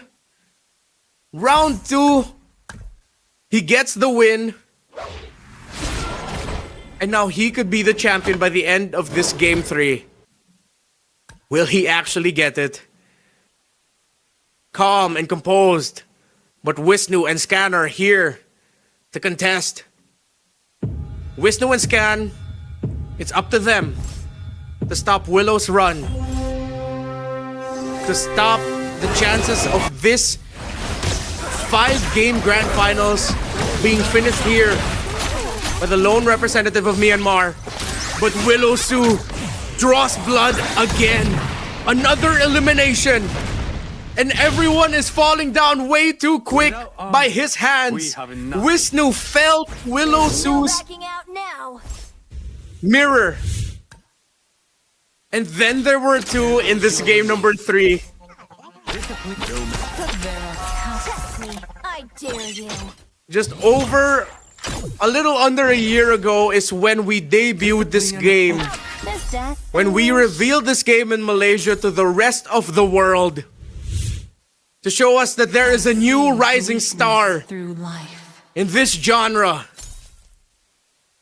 For many years, Up the energy here. we delivered banger after banger. World. But can Willow Su now go to go one? Wisnu trying to contest that, trying to stop it. How much damage can be dealt at most by this board? We're seeing the perspective right now of Willow with the Layla, with everyone's commander, and he gets it. Willow Su with everyone's first commander will go to go one as he is now past the 18-point marker. What a story! From dead last to back to back. What a climb! What a run! My goodness. This started off as Fan Lee winning game number 1. Then game number 2, Willow comes back from the brink of elimination to eventually climb back with a Popol and Koopa commander pickup with great trap placements to steal away or get versions of Yu Zhong's from his opponent. And then now with everybody's first commander, he goes to 19. My goodness. He gets the game win and he gets the point. Wow, wow. We're counting down, we're seeing, just waiting for a moment. What a run. Back-to-back wins for Willow Su. What a climb. Again, in round 1, in the very first game of this 5-game series, he decided to go for the Lancelot. Didn't go out well for him. Remember? You can also join us. Make sure you're following the official Facebook account of @MagicChessGoGo. Follow the official global Facebook account. There you'll find the most luxurious rewards and activities. Search for @MagicChessGoGo on Facebook and follow us now. And remember, you can also get super benefits. Just send the messages MCGGFB milestone. Take a screenshot and follow MCGG Facebook in the chat. Take a screenshot and go to the pin post on the official global FB account for the live stream event. MCGG FB milestone. Follow MCGG Facebook. Wow. This has been a terrific night of Magic Chess Go. Crazy run. And hopefully you have enjoyed what we have seen so far. Waiting again for the next one. Let us know in the chat right now if you have your favorite commanders. Who are your favorite commanders? Who do you like to play as your commander? Is there a specific strategy that you like to go for? What are your favorite synergies? Let us know in the chat. Again, it's always a treat. Remember, we're still just growing. We're still going up. We're still working our way up. And we'd really appreciate it if you could join us in the discussions around Magic Chess Go. My goodness. I think it's time for us to look over at the standings, at the champion lineup of Willow Su. Again with everybody's first commander. How poetic. If you're thinking that you could only chase meta, if you should only go for the Valiers, Paquitos, Lancelots of the world, showing that this could be anyone's game, but anyone's game has an insane limit, an insane ceiling, with great strategies. Willow Su started this off with Ally's Call. The Go-Go card at gold, starring up a hero grants one random hero or heroes with at least one shared synergy. Then he went for Technological Revolution, reduced the EXP required to upgrade a commander level by 25%. You gain 5 EXP. The more the merrier. After the battle, gain 1 gold for every 1 synergy activated. You saw how animated Fan Lee was. It slipped out of his hand here. The 1v1 that Ken had with Oppo. So many great moments here. At the end, he ended it with a 3-star Natalia, 3-star X-Borg, 3-star Hayabusa, Martis, Eve, and Phoveus. He just dominated at one point and did not let go.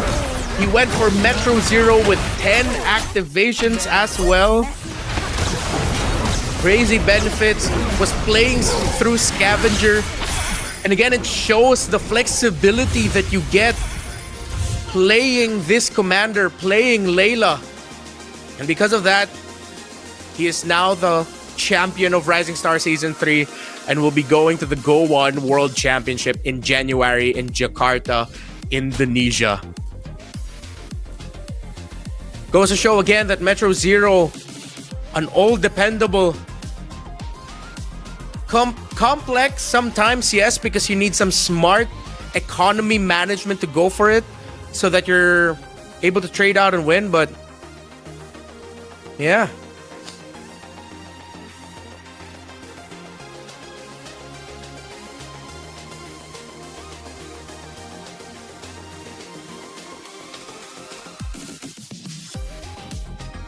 First past the post.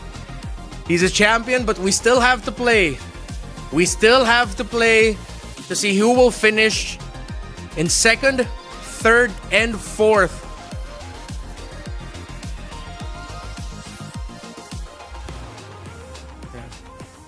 Oppo, Ken, FXL, Wisnu. Now eligible to be champion.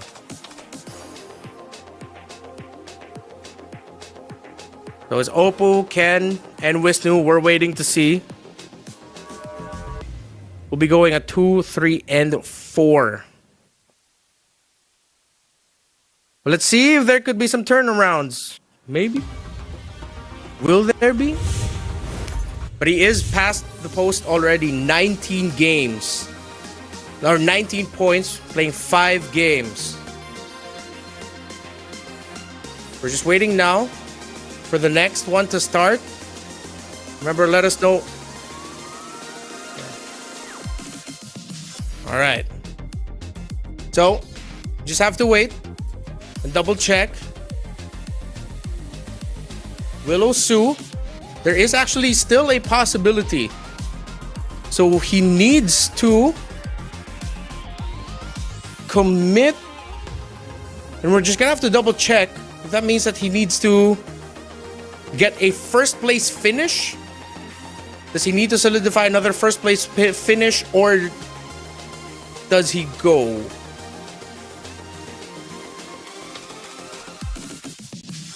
Let's wait up and see.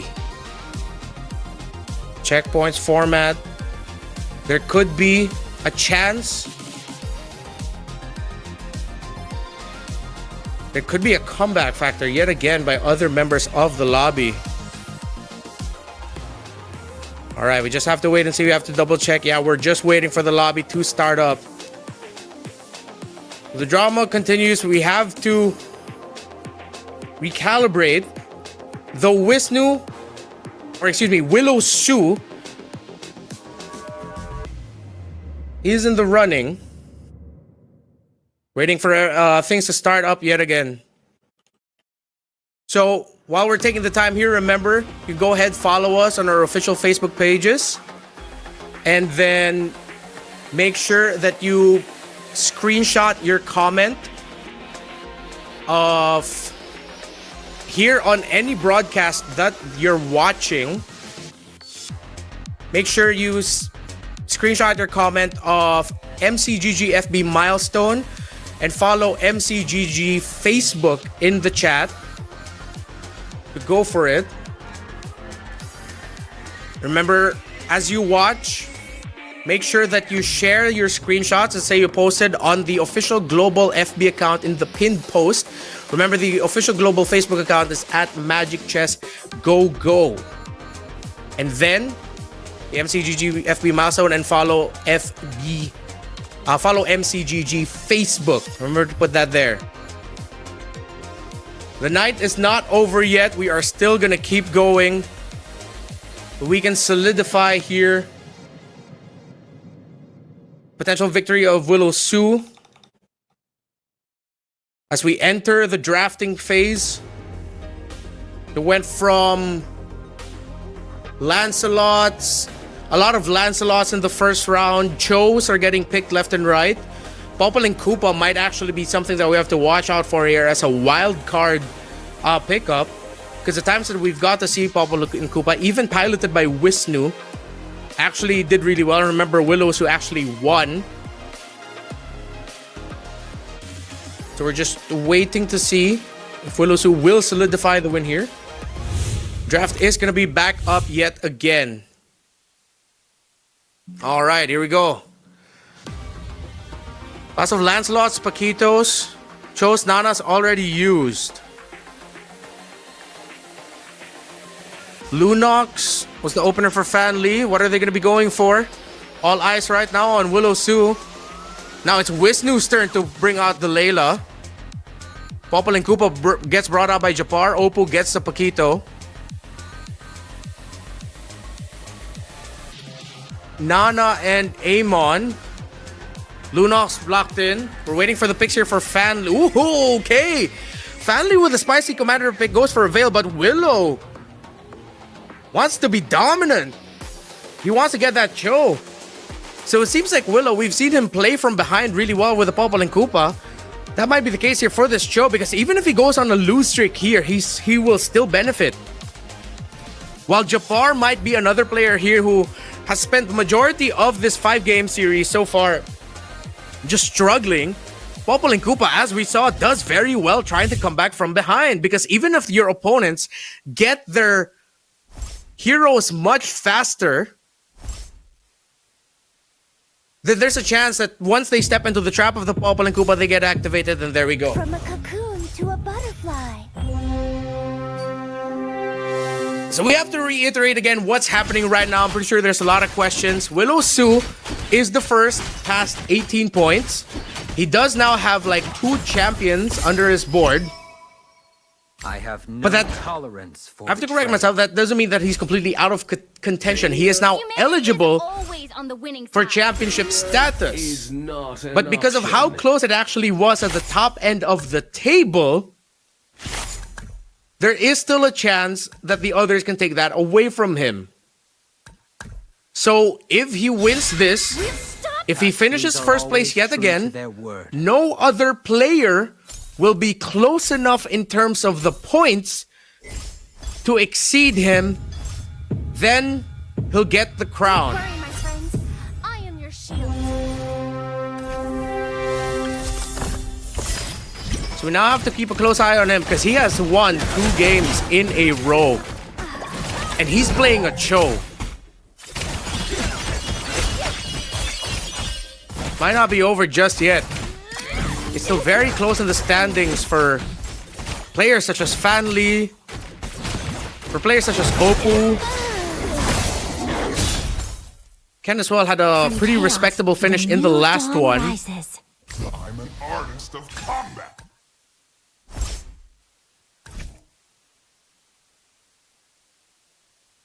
So now we're looking at the board of Doin F.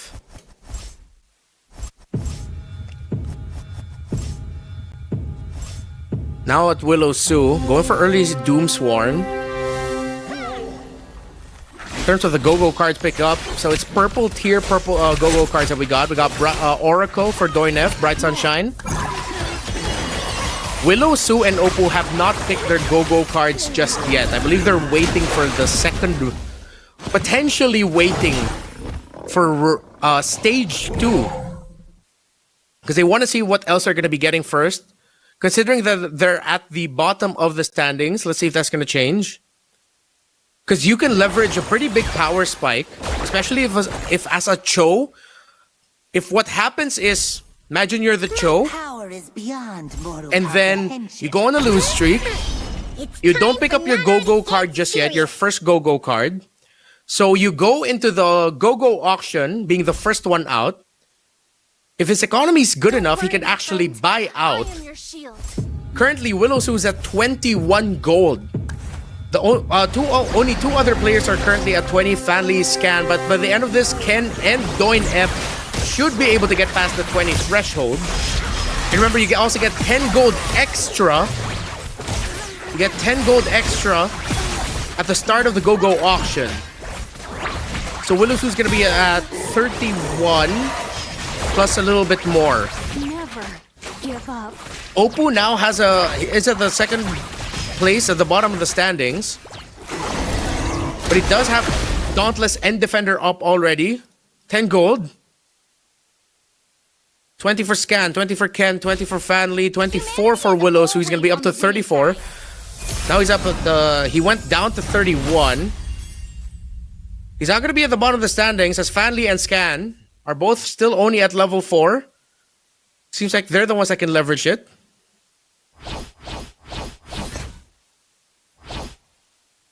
We got a Valier. Cho. Trying to see where Willow Sue's gonna be going. There's a Paquito. Wisnu fighting it out for Doin F for the extra magic crystal for the synergy. He wants a magic blade. Scan Dominic won't get it. And he'll be left with a mirror device. Willow Sue gets a Berserker's Fury. Fanly gets an extra body on the board. Ken will get some extra resources through the heroes he picked up, and he is the lobby leader right now. There's no stopping this blaze. So just when I thought this night was over, it is not over yet. There is still a chance that they can take it away from Willow Sue, who is the closest contender right now to going to Go 1. Yeah, a little bit excited, I guess. Ken's still in the running. Doin still in the running. Jabbar needs a big win here if he wants to remain competitive.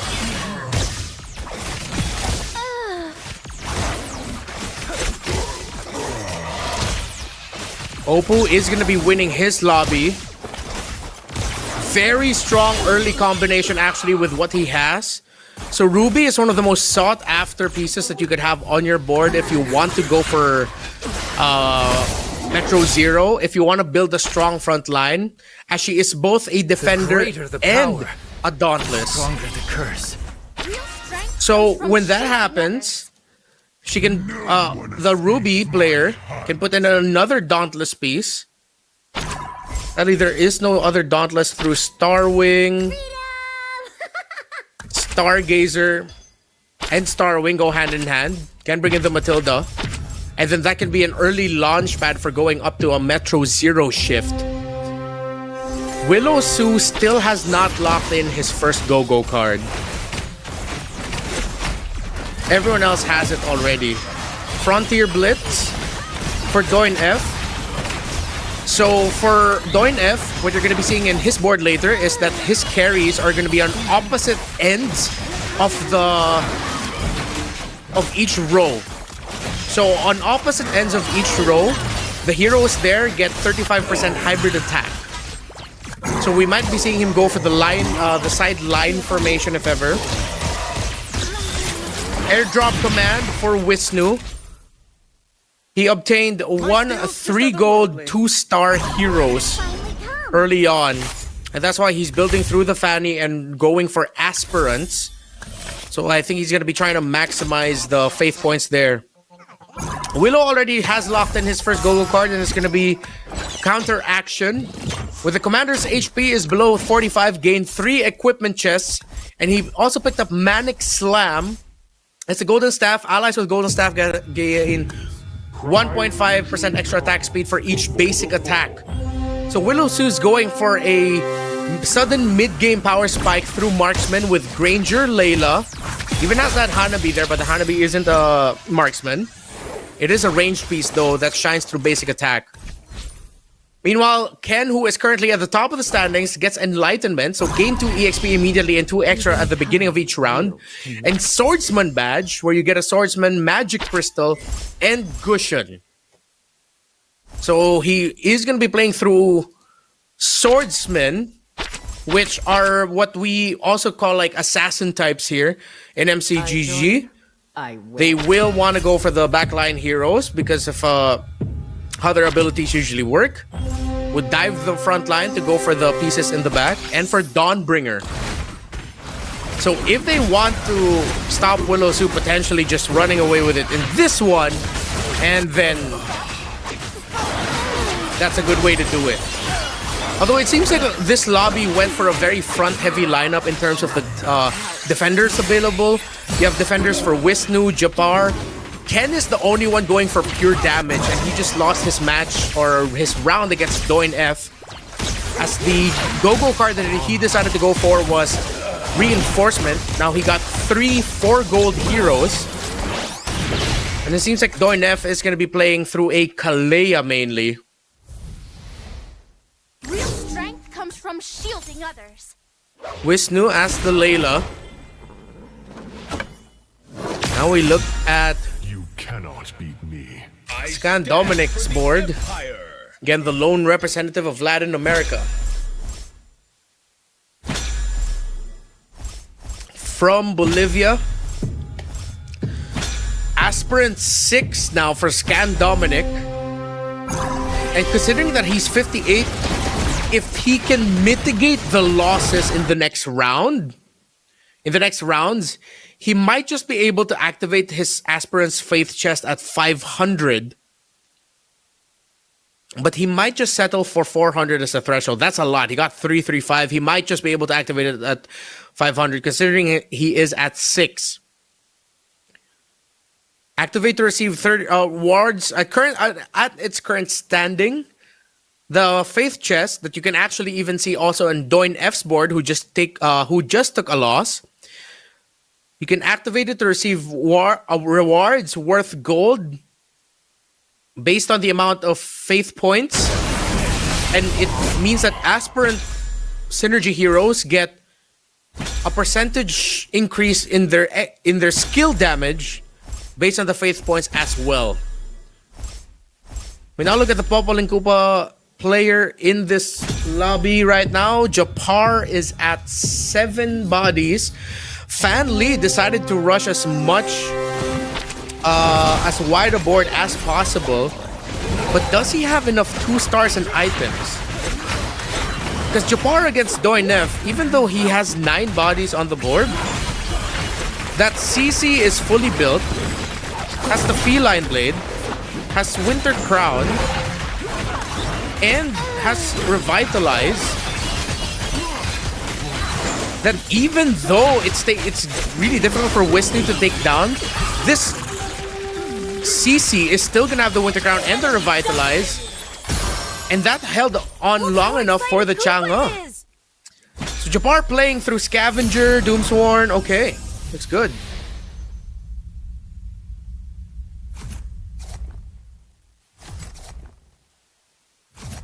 $16 for Oppo, 13 for Scan, 13 for Doin. Ken at 15, Wisnu at 14, Willowsu at 19, Fanley at 969 at 13, Japar at 8. Remember, we're still going, but Willowsu is the first one eligible to be champion at this point because he is past the 18-point threshold, and he has now won 2 rounds under his belt. We're playing 5 games. If Willowsu wins this, that means that will finally officially solidify him as the champion. Considering that he will no longer have anyone be able to chase him in terms of points. Because his potential max points is going to be way too high, and at that point he will be champion. But it has to be a first place finish. But currently, as it stands, he is the strongest competitor for that. But if you're Willow-Su, you're avoiding a finish in 7 or 8. If you're Willow-Su, you would want to get maybe at least 5th place and up. At least with 5th place and up, you get 4 points. You're still going to be at around 23.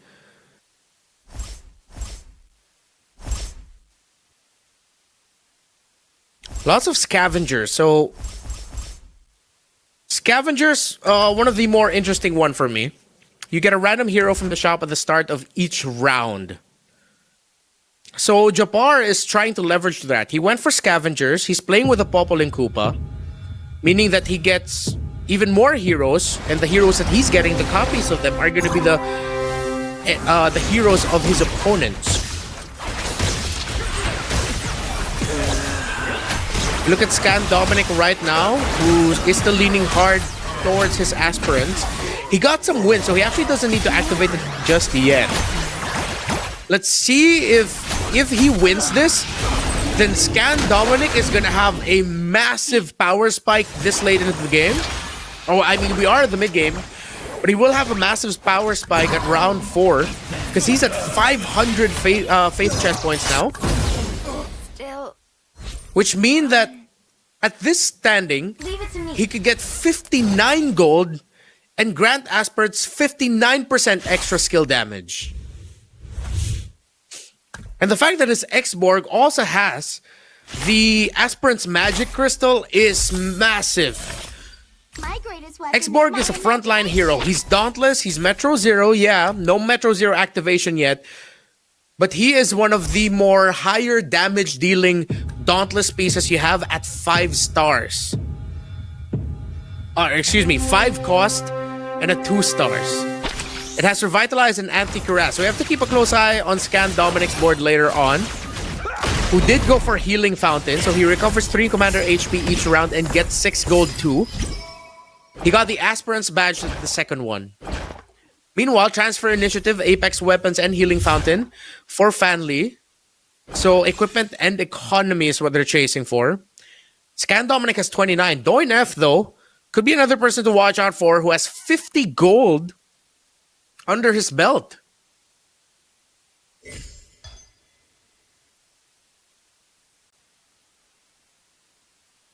Another X-Borg. Time to do my job. And he will contest it.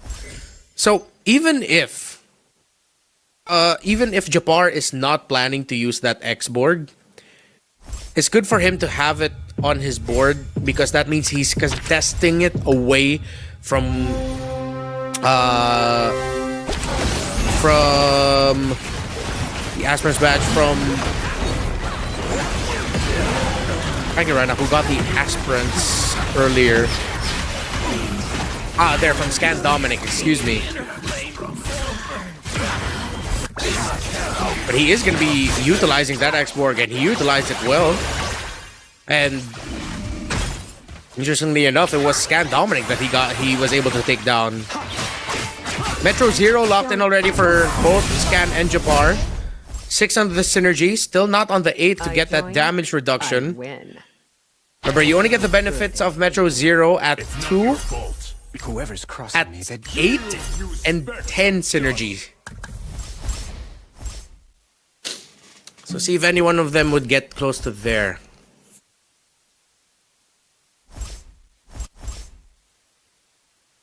Okay. So for Japar, with Steel Front providing the extra sustainability and defense, if there are at least 3 allied heroes in the same row, they gain 40 hybrid defense. So maybe this could be the story of Japar. While I personally prematurely celebrated Willow-Su's championship win, Bard might have a chance here. Get his points up. He goes first. He gets to 17 and is looking good. Willow Sue. This is not where Willow Sue wants to be.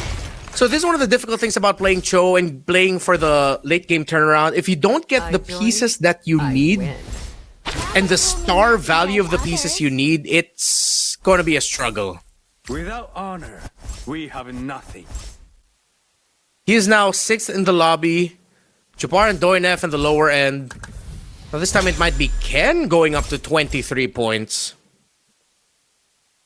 845 already. When is Scan Dominic gonna activate his Aspirant's Faith chest? He can get 84 gold and 84.5% extra skill damage. If he's aiming for the maximum 999, that is intense. It looks like he might be activating it as his last resort if he's about to go down. But that might not be good because that's gonna take so many fast movements to make sure that he gets what he needs and what he can get to maximize all of the insane amount of gold that he will have. We look at Ken, whose board is staying strong. Has a bit of difficulty. This Yuzhong, if he can get it off, he does, but there is still a shadow kill. Oh! Dragon goes out, but Ken still is able to finish off Doinef. So now Ken looking good and could potentially turn the narrative around just when we thought Willow soon. Already comfortable now that he's at risk. I mean, he is the first eligible and that takes a lot of the pressure away from him.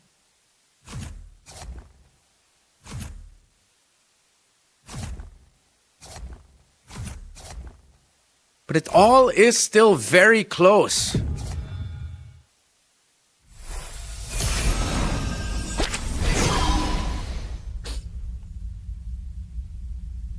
Oh, a Chango would be really good right now. Scan, is he going to activate it? He is at 18. Is he going to activate his Faith chest? Yes, he finally will. No, he won't. He won't. He won't. He still won't. Is he confident that he'll be able to win this next one? He has 18 seconds on the clock. Let's see if he'll actually be able to get it. Japar now at 10. Japar is in a hot streak. He reactivates 6 on the aspirants. Eyes on Willow Sue. Or eyes on Scan Dominic. Scan's gonna be going up against Ken, and I think he might actually be able to take this considering that X-Borg is still very, very healthy. Could be a risk though. But a risk he's willing to take. Not a lot of answers for this X-Borg. For Ken. Shadow kill goes off.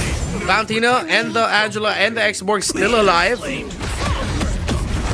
And now he activates it at 999. Full value for Scan Dominic on this Aspirant's Faith chest.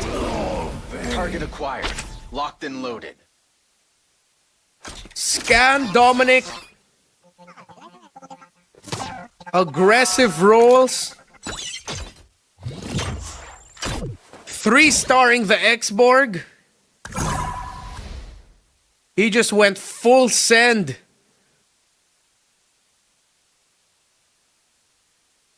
Rewards worth 99 gold and grant aspirants 99.9% extra skill damage. The X-Borg has Anti-Cuirass, War Axe, and Winter Crown. This might be Scan Dominic's game, as it looks like even Fanli's board might not have the pieces to take down Scan Dominic. Let's see how he performs in this one. My goodness. Be forgotten. This X-Borg is unstoppable. Yeah, there's no stopping this X-Borg. Other boards are gonna need an insane amount of damage on them. Enemy ahead. It's not your fault. He decided to go all in on aspirants, made it work. He didn't wait until he waited. He waited until he got the max activation. Willow Sue is out. He's at 22. So just when we thought the first man to be eligible to become a champion could secure it already, he goes for a 6th place finish. Only going to be securing 3 points out of this one. No more X-Borgs on the board as it has been all secured by Scan.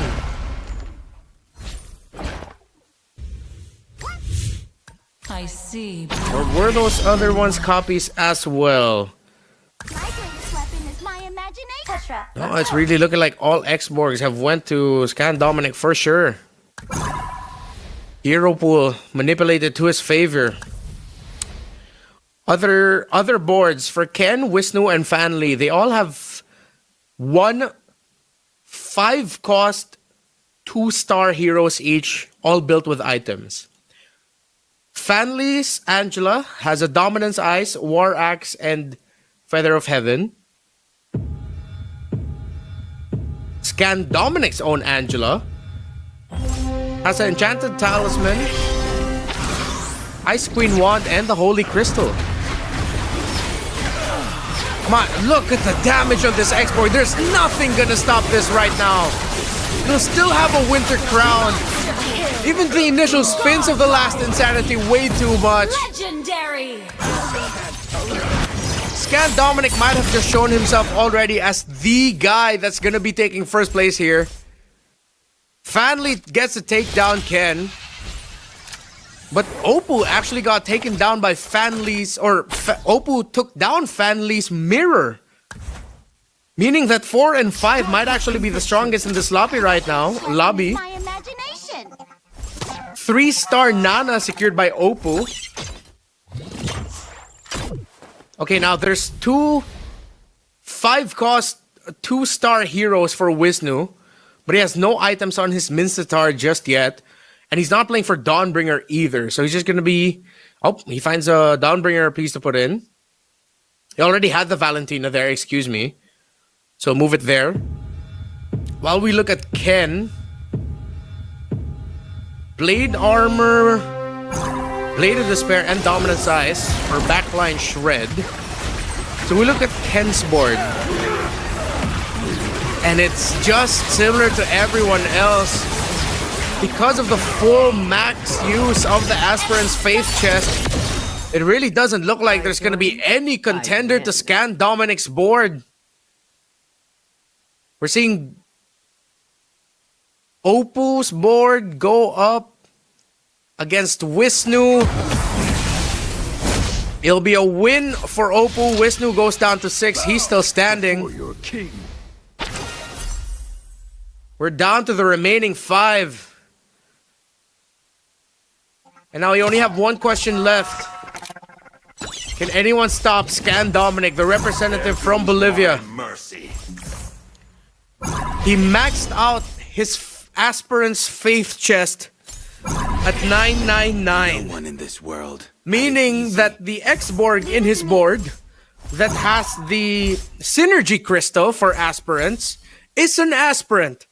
And his last Insanity, his 3-star X-Borg, is dealing almost 100% extra skill damage.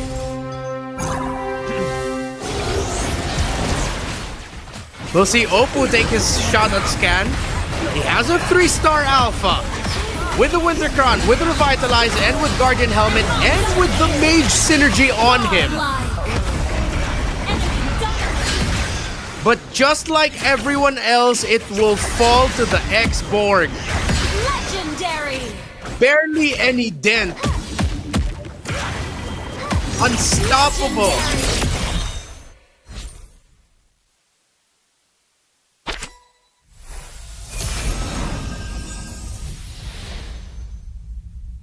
And now it really looks like this is gonna be 9 points and 22 for Scan Dominic, secured and locked in.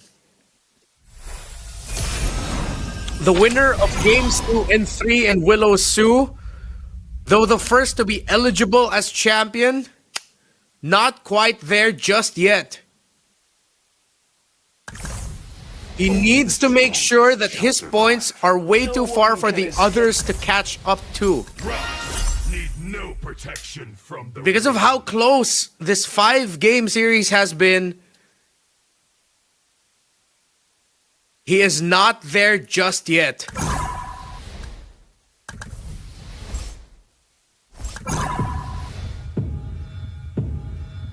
This is how close things can get in MCGG. You get 21 stacks on the items of the Valentina for Fan Lee. That's gonna be the main carry. That Harley phases out. So much damage. But at the end of the day, that Alpha takes the cake. Scan Dominic eliminates Ken, and he is still on his streak. So now you have Fanli and Oppo trying to make the most with what they have, but they barely have resources. Oppo is now at 2 gold. He's buying and trying to buy and sell heroes to get up there. But don't think he has the resource anymore. He sells a piece, goes up. One life is My protection. He sells some high-cost multi-heroes, multi-starred heroes. Matching rivals here. Very aggressive buy and sell is happening right now for Oppo to try and hold.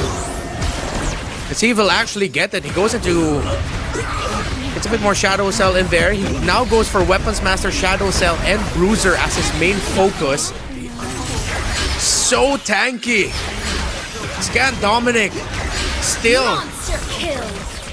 Oppo's going up against Scan Dominic's mirror, but Oppo, wait a minute, actually wins against the mirror of Scan Dominic. While Fanli takes the L.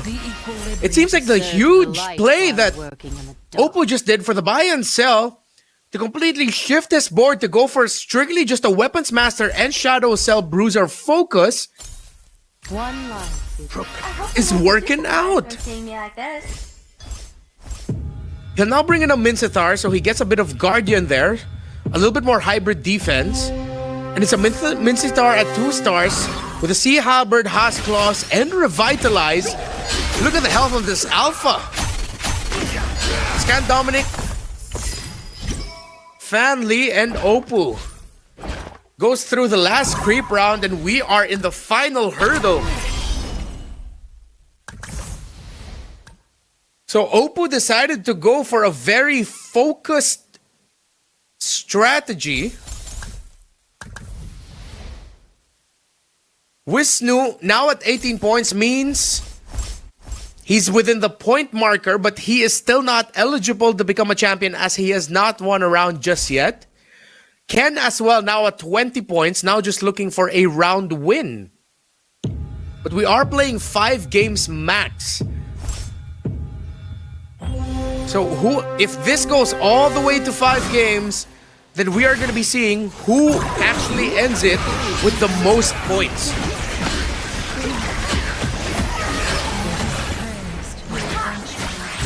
So the story is not over yet.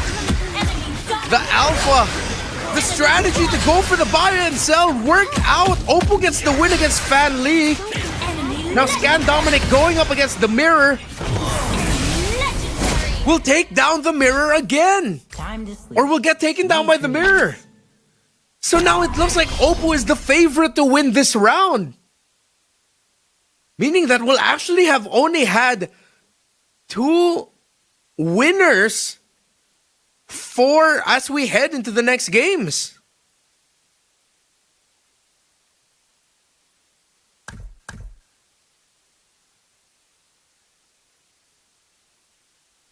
We are at round 4. The story is Oppo went all in. Shadow Cell, Weapons Master, Alpha hard carry. Scan Dominic went full 999 activation on his Faith chest.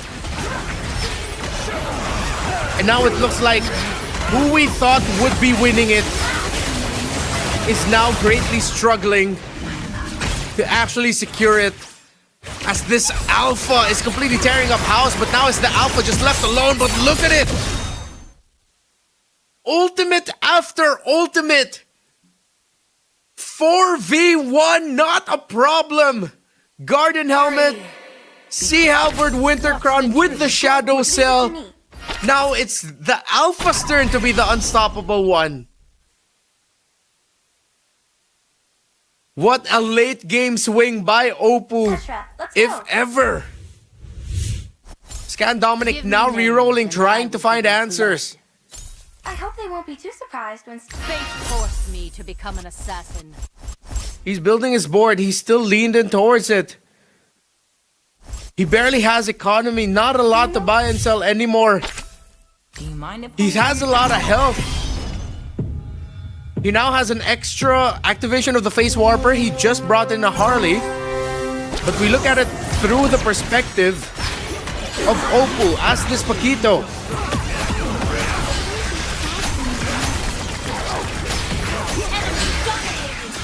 And once again, it boils down to X-Borg with its 2-3 stars. The inner flame still burns. Unbeaten yet again. Let's go. Just when we thought Scan would be able to get his first victory tonight, he looks like will not unless he could make a Hail Mary play. He gets another Harley. I think he's trying to at least 2-star that. Oppo has 2 3-star 5-cost heroes in his board, the Alpha and the Natalia. While Scan Dominic only has the X-Borg. He does not have another 3-star 5-cost hero. He's trying to upgrade his Angela. He does get it. But will he have the gold? He doesn't have the gold to get his 10th hero. So he's going to be playing with 9 on the board. He wasn't able to get a 10th hero in. But is this 3-star Angela enough? It's going to be Angela and X-Borg versus Natalia and the Alpha. With the crown, hard guard activated yet again. Still alive, and he gets it right in the end. What a play by Scan Dominic. Just when we thought he was up for the count, he was able to risk it, even though he was going to be playing with a lack of 5-cost heroes or 3-star 5-cost heroes. He was still able to take the cake. It was 9 heroes against 10, but it was a full-built Angela and X-Borg, again empowered by aspirants, against a full-built Natalia and Alpha, who are both benefiting off of Shadow Cell, but the benefit of the aspirants was more than enough, but it was very close. So the guy who dominated for a good amount of the mid to the late game, only to look like he would actually get taken out by Oppo, who came out of nowhere, who already has 1 series win under his belt. That wasn't the case. Scan Dominic still holds on. That was a tremendous exchange. So for the Go-Go cards, Scan Dominic actually had Frontier Blitz. So that's why we saw his pieces go into opposite ends of the board for that extra 35% hybrid attack. And then he went Healing Fountain. So I think that extra bit of gold that he got from Healing Fountain at the end of each round. Because remember, for Healing Fountain, you recover 3 commander HP each round and you get 6 gold. So I think right there at the end, he was just able to get a little bit of HP to make sure that he wouldn't get taken out. But then most importantly, that 6 gold was enough for him to just re-roll and eventually just able to get the 3-star Angela. What a sudden swing. Remember, this night is not over yet. There is no clear champion just yet. So make sure that you follow the official Facebook account of @MagicChessGoGo for exciting rewards.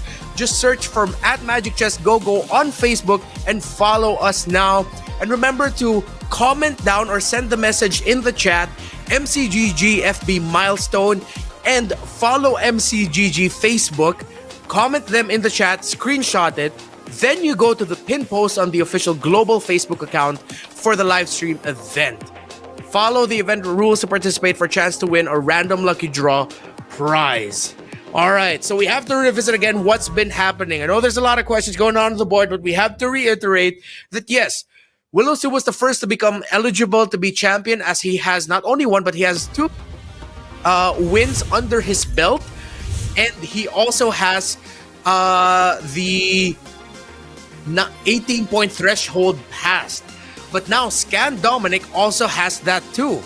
So now for Willow Su, he's just trying to get more wins to make sure that no other player can get close enough to him in terms of the points. But that window is starting to close as he actually had the sixth place finish only. Scan Dominic now with a win. I believe he is also now eligible to become a champion. So this night is not over yet.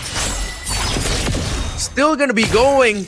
And Scan Dominic now puts his name up there representing Bolivia and Latin America as a chance to become the Rising Star Season 3 champion, to be one of the first people to qualify for the Go 1 MCGG World Championship. As great as the story of Willow Su was, it's not over yet. Now this time it's Scan Dominic's time to put his name in a chapter, write his own chapter of the story. And from the beginning, he was clear with what he wanted to do. He leaned a little bit more really towards going for the aspirants, and once he knew that he'd be playing for that, he was even able to get the aspirants badge, and I think that became like a big reason as to how he was able to make this work, because that aspirants magic crystal eventually would end up on the game-winning X board, and then he just maxed it out. He waited. So in the round that we thought that he'd activated before 999, it was at around at 910 or 920, 30 something. He knew, he was able to calculate, he knew he was gonna go up against someone on the board that wasn't strong enough to take down his board at that moment. He waited, it worked out, he was able to activate it at 999, then he went on a streak. Although you have to commend what Oppo did there, because eventually, he decided to change his lineup, strictly mainly focusing first onto Weapons Master, Shadow Cell, and Bruiser, and then being able to bring in a defender in the Mincetar so that he has some extra bit of defense as well for all of his pieces on the board, and sort of like another carry in a way, although his true carries are actually the Natalia with a Mage Synergy emblem on her, Mage Synergy Crystal on her, and the Alpha. What a play! You have to commend how Scan Dominic and Oppo actually played the last fourth stage. It was actually just brilliant maneuvering by those two, and also a good amount of luck of the draw. They were able to make the most out of their go-go cards. For Oppo, it was Trust Fund, gaining gold upon reaching level 8, 9, 10 respectively, 15, 20, 25.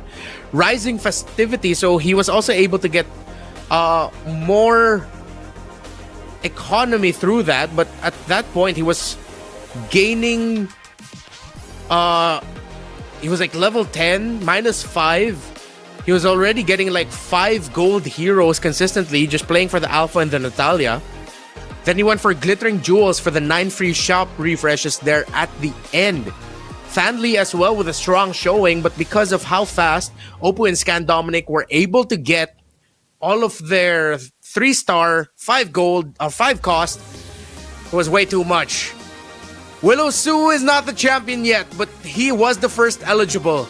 But now Scan Dominic, Ken, Fanly, and Wisnu are eligible as well. But we are now reaching the 5th round. The 5th and final round of tonight's 5-round night. And by the end of this, there can only be one, and there will only be one champion. Will it be Willow Su, who we thought by the end of round 3 potentially could have already locked it in? But after some calculations, we realized not just yet. Not just yet, Willow Su.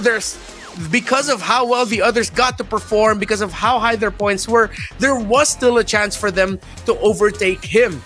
He was the first one there, but it's not a first past the post. We are still now going to a 5th round.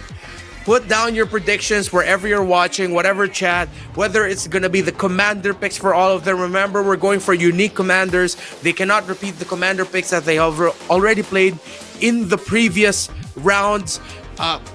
Who do you think is going to be going for an aggressive strat? Is someone just going to try to dominate from the beginning? Although that rarely works out.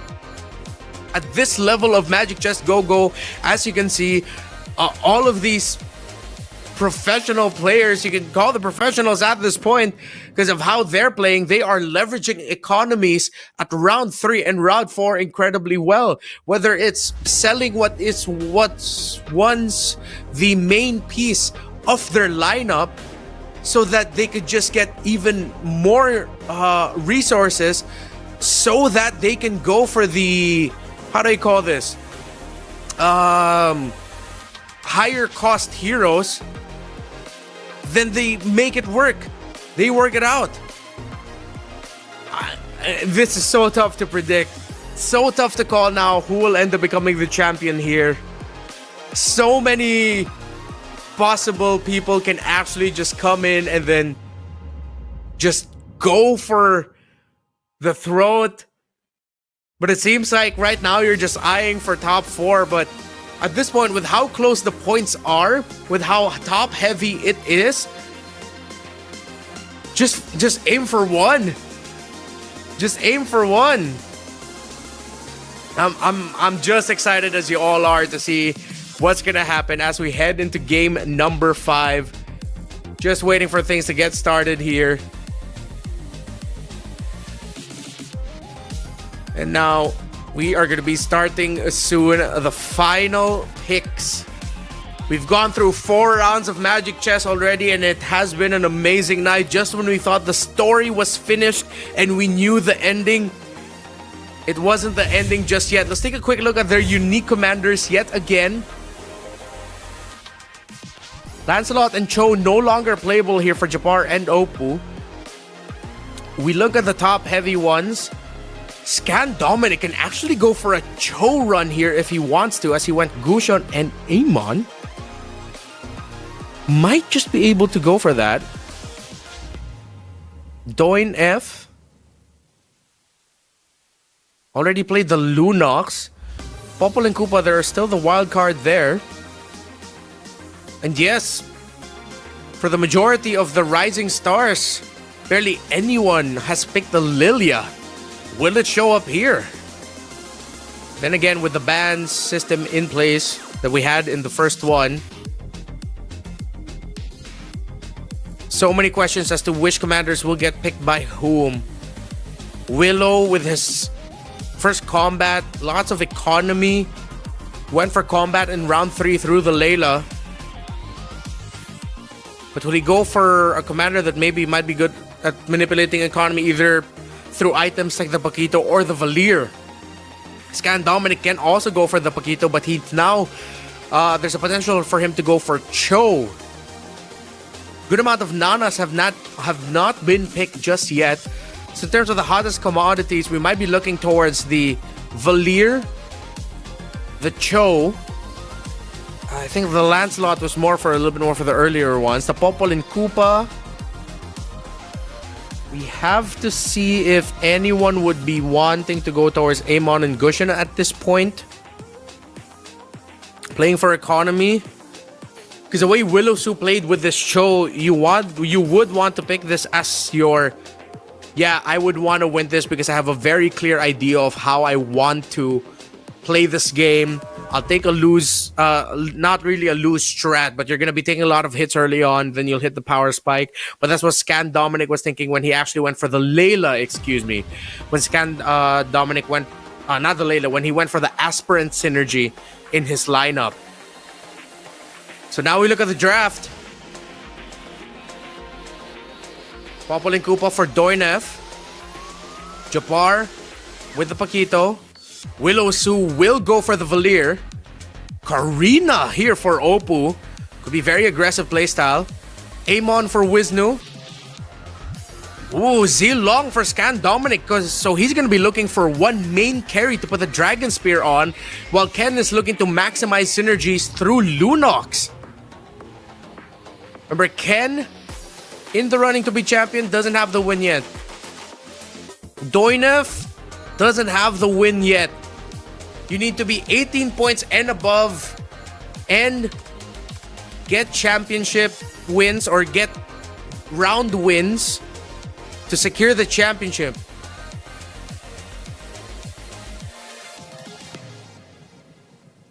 You have to relook at the Amon and the Gushin on the board for Wisnu and Fanli, respectively. Of course, Amon. When a hero reaches 2-star, you'll get a shard. 7 shards will be automatically converted into a mirror device. And you can obtain up to 3 mirror devices, and you gain 8 extra gold each time a mirror device is created. So early on, you're going to be looking for the quick 2-star hero rush for the Amon. Get those mirror devices. Save it when you already see your 5 cost or 5 gold heroes. And then that's when you start using the mirror devices. Unless you're desperate and then maybe you'd want to go for a 4 gold 3-star carry. But ideally you would want to save it for the 5 gold carries. Not wise to confront the realm. Initial go-go cards, it's only going to be blue, so no massive go-go card options just yet. To protect lives. From chaos, the new dawn rises. Those who do not let a storm whip up the souls. So let's take a quick look at what has been picked for the go-go cards. Unlimited expansion for Fanli. Jump the gun, so Oppo trying to rush Commander EXP. That way you get more bodies on the board and you're looking for the carry. Seems like his early game carry is going to be that Ruby. Ken FXL going for Dawnbringer already at 4.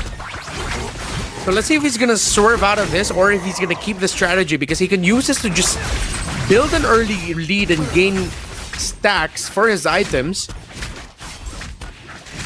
He got excellent recruit, 3 2-gold heroes.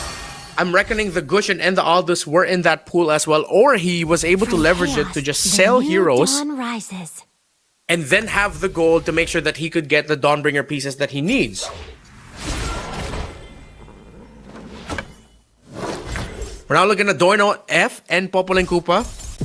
Again, with the insane amount of Yu Zhongs that's been getting played in the past 4 games, you can see the value of the Popolin Koopa really just getting the copies of that, especially if your opponents get the 5-star much quicker. You can get the copies of those 5 stars as well. When you have those 2 traps already down by round 3, or stage 3 rather, then you'll be getting 2 copies every time if you just place them well enough. So Oppo starting it off really hot here. Alongside Scan, Dominic, and Ken, the only undefeated ones in the lobby. Oppo is the one who went for the Jump the Gun and the Karina, focusing on the Ruby as his main carry. Supreme Blades, the Shadow Twin Blades, 35% hybrid attack and 25% maximum HP. You also get the Execute ability through that Ruby. Now has added a bit more pieces. Multiple 2 synergies for Oppo as we look at the Wisnu now, who did go for Heroes Assemble, so he's trying to get level 9 as quickly as possible, leveraging the economy. He might be leaning towards Aspirants to try and get himself closer to that. Once you reach level 9 through Heroes Assemble, you obtain 3 random 5 gold heroes.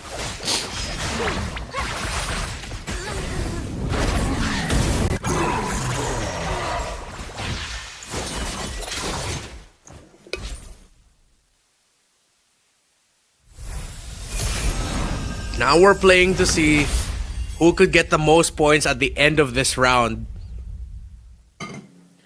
Whoever has the most points and the first and a game win is the champion. But it has become too close of a story to tell. Oppo at 23, Scan at 22, Willow at 22, Ken at 20, Wisnu at 18, Fanli at 19. This is why this night is not over yet. This is why we are still going. It couldn't have ended any better way. To whomever will be crowning the champion, a highly deserved honor. We have to see how they get there first. Let a storm whip up the souls. Shadow Cell now activated for, or at least the Shadow Cell Blessing ended up there. But he was able to buy and sell Wisnu so that he... Okay, he's not going to be going for Luminexes. So aggressive buying and selling of heroes right now. Oh, he was able to get himself an Angela.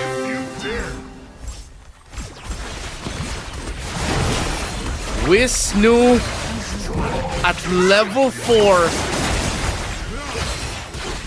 has gotten himself a 2-star Angela with really great economy manipulation.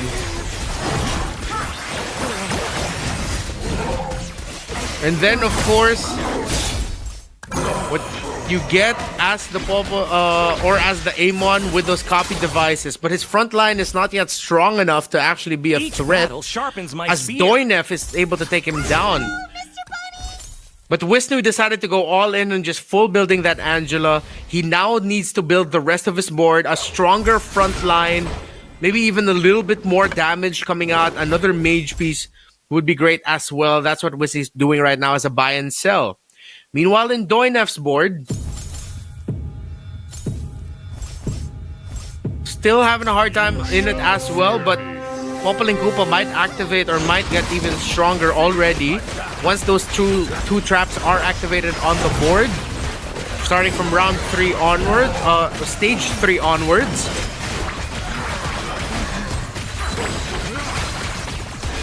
So as much as possible, he would want to minimize his losses. If he's not gonna win a round, at least maybe minimize the damage that he's gonna be receiving. The golden staff on this 2-star Layla is a massive help though, and the fact that he also brought out a Clint, and he even has Shadow Reaver up, so that extra bit of attack speed for his front line. Of course, the tornado that passes from the Shadow Reaver, wind also gets attack speed to the allies in the path of it.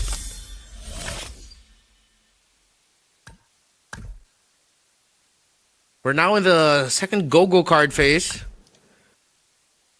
Apex weapons for Ken. Magic Immersion for Oppo. Could be a big one. Faster mana. But right now he's basic attack based. He might switch up how he plays or still continue carrying, using the Ruby as a carry. House Claws for Fan Lee. And he might be leaning towards a Shadow Reaver heavy lineup. Interesting. Using the Hellcurt as the carry. The shadows seep deeper, Japar with Dimensional Shot. Let's see if he's gonna go for trying to 3-starring the Hanabi through Doomsworn, or if maybe if he could potentially even 4-star the Hanabi. Let's see. But the Dimensional Shot also affects pretty much any backline hero, whether Stargazer, Mage, or Marksman. Would be good. Willow Sue, who picked up the Valier, went for Payday as his second go-go card. It is now purple tier for the go-go cards here. You gain 7 gold immediately and 7 gold per round for the next 2 rounds. With 43 gold and at 71 health, it's safe to say that Willow Sue probably has the best economy right now. Not just because of the current gold count, but because of what else he will get in the subsequent rounds. Oof. Doinef takes damage. Japar takes the win there. Enemy ahead. 12 o'clock. See? Ken is going strong. I never miss my target. Remember, even if he becomes the first place finisher here, he will be at 29 points. Anyone else who has won a game and is past him in points, they will be the champion. The maximum points Ken could get here is 29. The maximum for Oppo is 32. The maximum for Willow Sue is 31. If either Oppo or Willow Sue end up getting the win, they will be the champion. Anyone else, whether it's Scan Dominic, Ken or Wisnu, or maybe even Fan Lee, we're also going to be waiting to see the final calculation of the points as much as my weapon. of everyone else. The differential is not that high.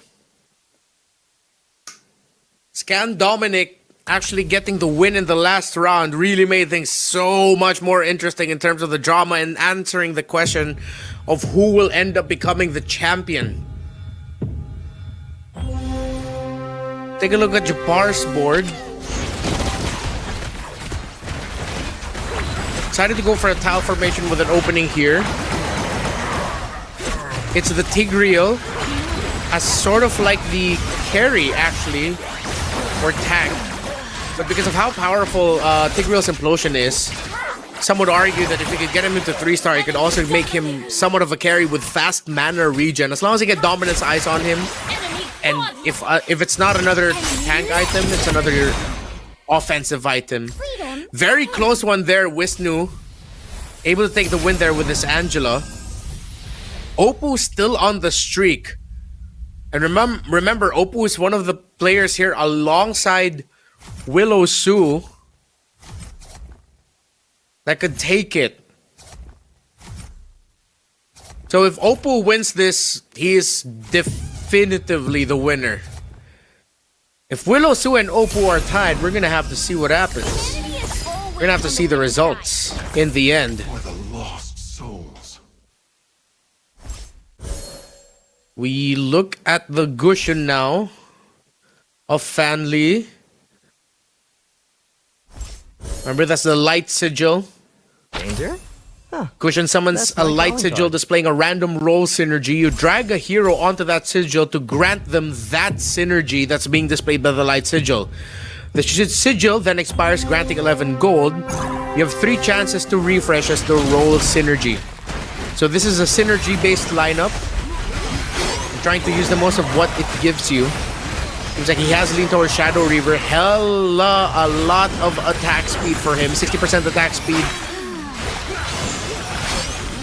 from the wins that he dishes out. But all that attack speed, and I don't think he has enough damage unless that Ruby can somehow turn it around. It does not. The front line able to hold, and off the attack speed actually able to whittle down Oppo more than enough. Japar gets more damage again. Yet he is not in the bottom of the table. Just enough. As currently it is Doin F who is potentially going to get taken out already by the end of round number 3, round 2 in stage 3 before he could even get it going. So again, that's one of the most difficult things about rocking a lineup that is expected to perform just a little bit better come the latter portions of stage 2 and stage 3, is that if you can't keep your board healthy enough, if there's other people in the board who were just able to get more items or were able to get sharper synergies, scale up way faster, then it's gonna be tough to make work, because by the time that you reach the okay, it's my turn, the gap might have just been too big between you and your opponents, and that's what it's looking like. Doinef's board on its last legs. The Irithel protected in the back line. The bounce, the extra bounce coming out from the Hanabi damage. Irithel still standing, but that Hanzo is too. No more immortality. Irithel gets taken out. Hanabi versus Hanabi. But Doinef's Hanabi is healthier, and he survives. Willow Su now down to 23. And he cannot afford this because he needs to make sure he secures himself at least 28 plus points. He needs at least 6 points to be able to put himself, or 5 to 6 points to be able to end this round and think, all right, let's just see what the math is at the end of this all.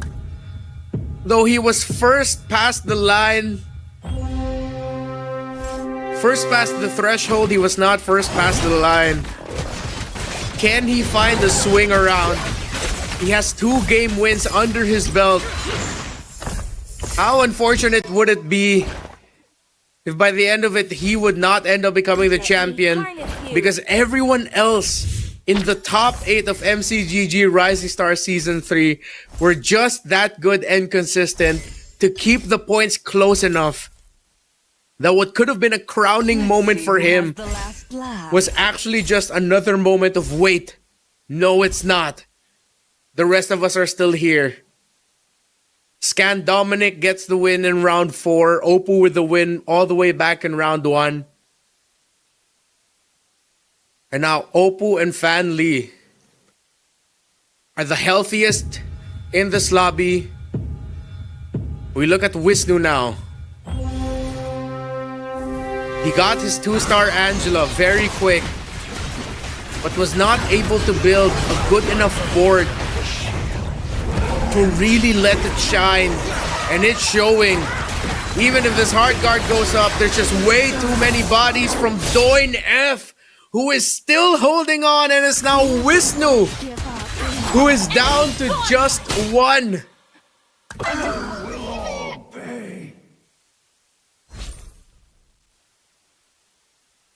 Scan Dominic has ended a Fan Lee streak. If Scan Dominic wins this, he will be at 31 points. The greater the power, and he would be crowned champion. The curse. No one else will be able to We can hang out in the get to that point if he once he reaches 31.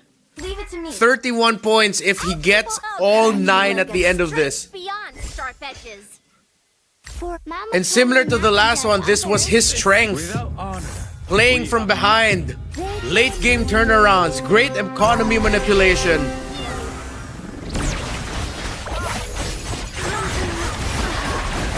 Final look here at Wisnu.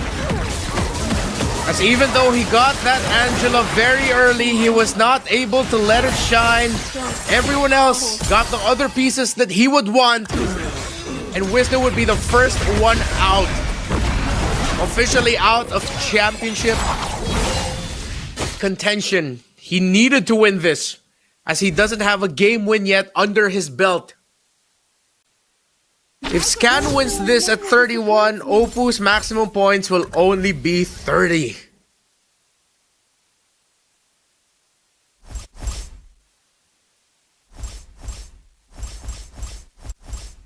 Willow is out as well. Scan Dominic's maximum points at this point will exceed his. Unfortunate for Willow Sue. Everyone else in the lobby saw what he did for Game 2 and Game 3. But a lot of other people in the lobby as well had a very good placement that we couldn't crown Willow Sue just yet. So now it falls on Oppo, Scan, and what if Fan Lee? The Fan Lee animated as always. He's not going to be able to survive this round as he will fall down to Ken. Ooh. Time to fight. But this is still a very healthy group. We might be seeing this end at stage 5, round 4. Scan gets an extra body on the board so that he'll be able to get even more heroes, maybe activate more synergies. Same goes for Ken. Fan Lee actually decided to go for the immortality, because based on with how close the last one was, maybe an extra bit of immortality might actually be the difference maker for his board. All across, Oppo currently at 68 health, can play 9 heroes max, Ken at 10, Fan Lee at 10, and Scan Dominic at 10. While Scan Dominic and Ken are actually the only ones on a hot streak currently. Ken, if he wins this, will go up to 29. Scan Dominic, if he ends up becoming second place, will be at 29. We're gonna have to see what happens there. What happens when these two are tied?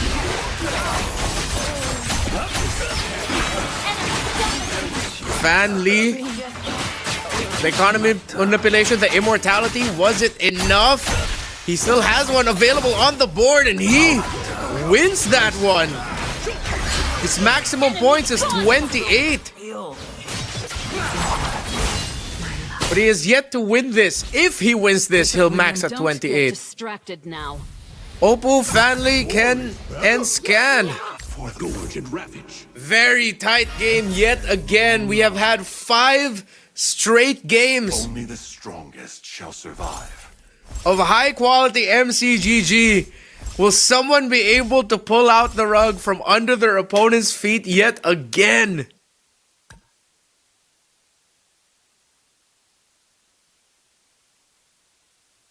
As we're getting closer and closer, the maximum points for Oppo, 32. This is in theory if they finish first place here.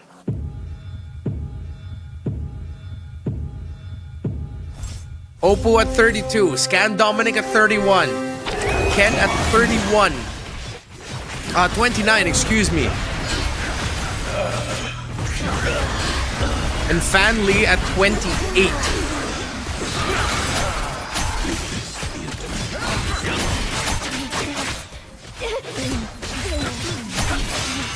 Fan Li against Scan Dominic. And he's gonna be able to win this one. All the shadow kills not enough. 7 win streak now for Scan. With invincibility comes solitude. Exorcists. And he is contesting. If this boils down to Scan Dominic versus Oppo, whoever wins that is gonna be the champion. If it gets to them. Ken is still definitely in the running still, but his max point is at 29. Game 5 Grand Finals. The final creep round. And let's go through again one last time with the final Google cards that they decided to go for. Ken actually went for Steel Front. There are at least 3 allied heroes in the same row. You get the hybrid defense. For Scan Dominic, for every 1 activated synergy, allies gain 4% hybrid attack. And at this point, at commander level 9, he is getting 4 cost heroes each round. He also has Metro Zero activated as well. My skills just otherworldly. Customized recruitment for Fan Li for an increased chance to get 4 gold heroes in shop refreshes. Meanwhile, for Oppo, it's Trust Fund. At level 10, if he gets to level 10, he'll be able to get 25 gold. Going to the next one as we focus on Scan Dominic's Yu Zong, currently in the running. And what's looking like to be the favorite to become the champion here decided to go for a full carry Argus with that Dragon Spear. His Dragon Spear has Gold Bandit, low HP shield, and hybrid defense. Remember, in the previous one, there was late game drama as well. When we thought Scan Dominic would continuously dominate, but then suddenly his opponent was able to find some turnaround pieces, make it look like they'd be able to take the win under Scan Dominic's rug, under Scan Dominic's feet, but then he was able to still secure it. We have to revisit again what Zilong does. Each basic attack has a 24% chance of being followed by 2 extra attacks. Each basic attack now has a 5% chance to gain 1 gold through Gold Bandit. He also gets a shield that can absorb 50% damage when HP drops below 30% or when taking lethal damage. An extra hybrid defense. Casting a skill grants 70 hybrid defense for 4 seconds. And with how fast Alpha gets his mana, no surprises there. We look at the board of Fan Li now, who's going up against Oppo. This is going to be an elimination round. Unless somehow, someway, they somehow survive with just 1 health. Shadow kill. The two swordsmen against the Angela, but the Angela takes the cake, but Fan Li's still alive. He takes only 16. He's only down to 2. He has another chance. to stay alive in this. But Scan Dominic is still on a streak. He is looking to 3-star that alpha, and when that happens, you could call it, or excuse me, 3-star he's looking to 3-star the alpha alongside the Argus. If that happens, you could call it GG, but we also have to look at the second closest player that could potentially challenge that is Ken. He has a 20 economy right now, and he's trying to buy and sell pieces so that he gets phased warpers leveled up, specifically his Harley and Valentina. We focus on Fanly now, as he is on the brink of elimination. But he is up against Scan Dominic, and unfortunate for him, too strong, too mighty, and potentially on the way to going to Go 1. Nothing can stop Scan Dominic right now. Near unstoppable. And it's now only gonna be down to Ken and Oppo to potentially stop Scan Dominic's run. At 4th place, he'll get 5 points, putting him at 27. His maximum placement now is actually 3rd place. At 3rd place, Scan Dominic will get 6 points, putting him at 28. Locked and loaded. If Ken wins this, he goes to 29 and will surpass Scan Dominic. Oppo, on the other hand, though, if he finishes at 3rd, he himself will be at 29 through the 6 points that he got. See what happens as we look at Oppo. A miracle, maybe. We shall see. Blade Armor and Anti-Cuirass, defensive items on his main carries. The Alpha way too strong, but the Phase Warpers are way too mobile. Valentina sidesteps the Alpha, but finally eats up the skill. Hard Guard on the Harley. But will it be enough? It looks like it won't be. Phase Warpers can only do so much to get away from it. Oppo will go down to 3rd. And he is at 29 points. Let a storm. There is. It's now down to Ken and Scan Dominic. But with how it's looking, Whatever it takes. Mission underway. the maximum points now, or the minimum points of Scan Dominic, I win. with how it's looking in the board, we shall see. Down to the final 2, and who will it be?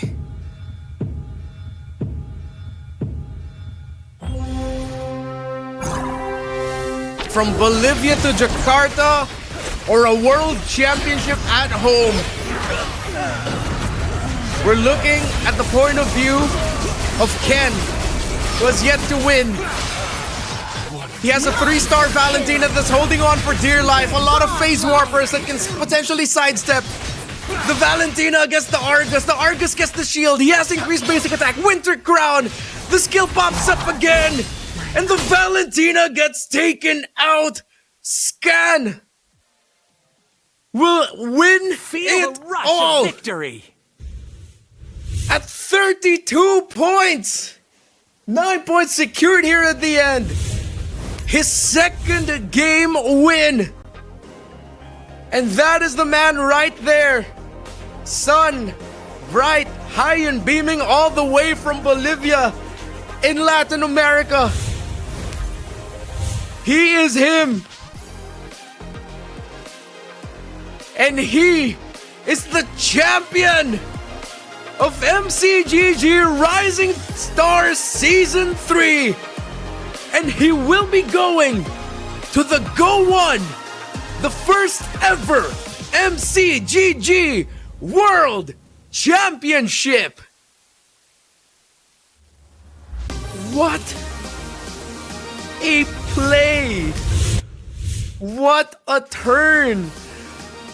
And the storytelling of it, how insane it was that it was actually the piece that threatened his victory in the previous game was one of the key pieces for him to win it. The Alpha and the Argus together. He went 19-5 in that game. Ken went 17-7. A very valiant effort from everyone here today. But Scan Dominic goes to go 1. When we thought by the end of round number 3 that it was gonna be Willow, but because of how competitive it was in terms of the points, everything was just kept close. 31 points for Scan Dominic, 29 points for Opu, Kent FXL, 27 points, Willow Sugos, 26 points. And Scan Dominic will go to go 1.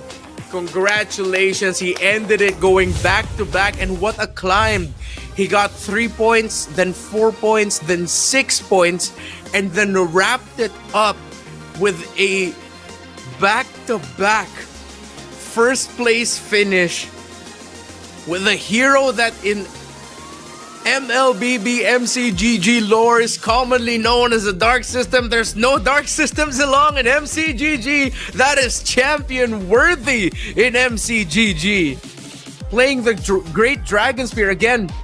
When you play with Great Dragon Spear, when you play with Zilong, you have a main carry in mind. You're looking to find a 4-cost or maybe even 3-star 3-cost hero that could be the main carry of your lineup to give that Great Dragon Spear to and just be the main piece of your board that will deal majority of the damage, and for the case of frontliners holding the Great Dragon Spear, actually taking majority of the damage to put it on the Argus. And the fact that he actually decided to pick up Gale alongside his commander, we usually don't look at the little extra stat boosts that you pick up with your commander, but he knew he was just rocking and going for attack speed. He put the increase your hero's attack speed by 2% onto his commander. Once he saw that he had the room for the Argus to go in and that he could play through Weapons Master, he just decided to go for it.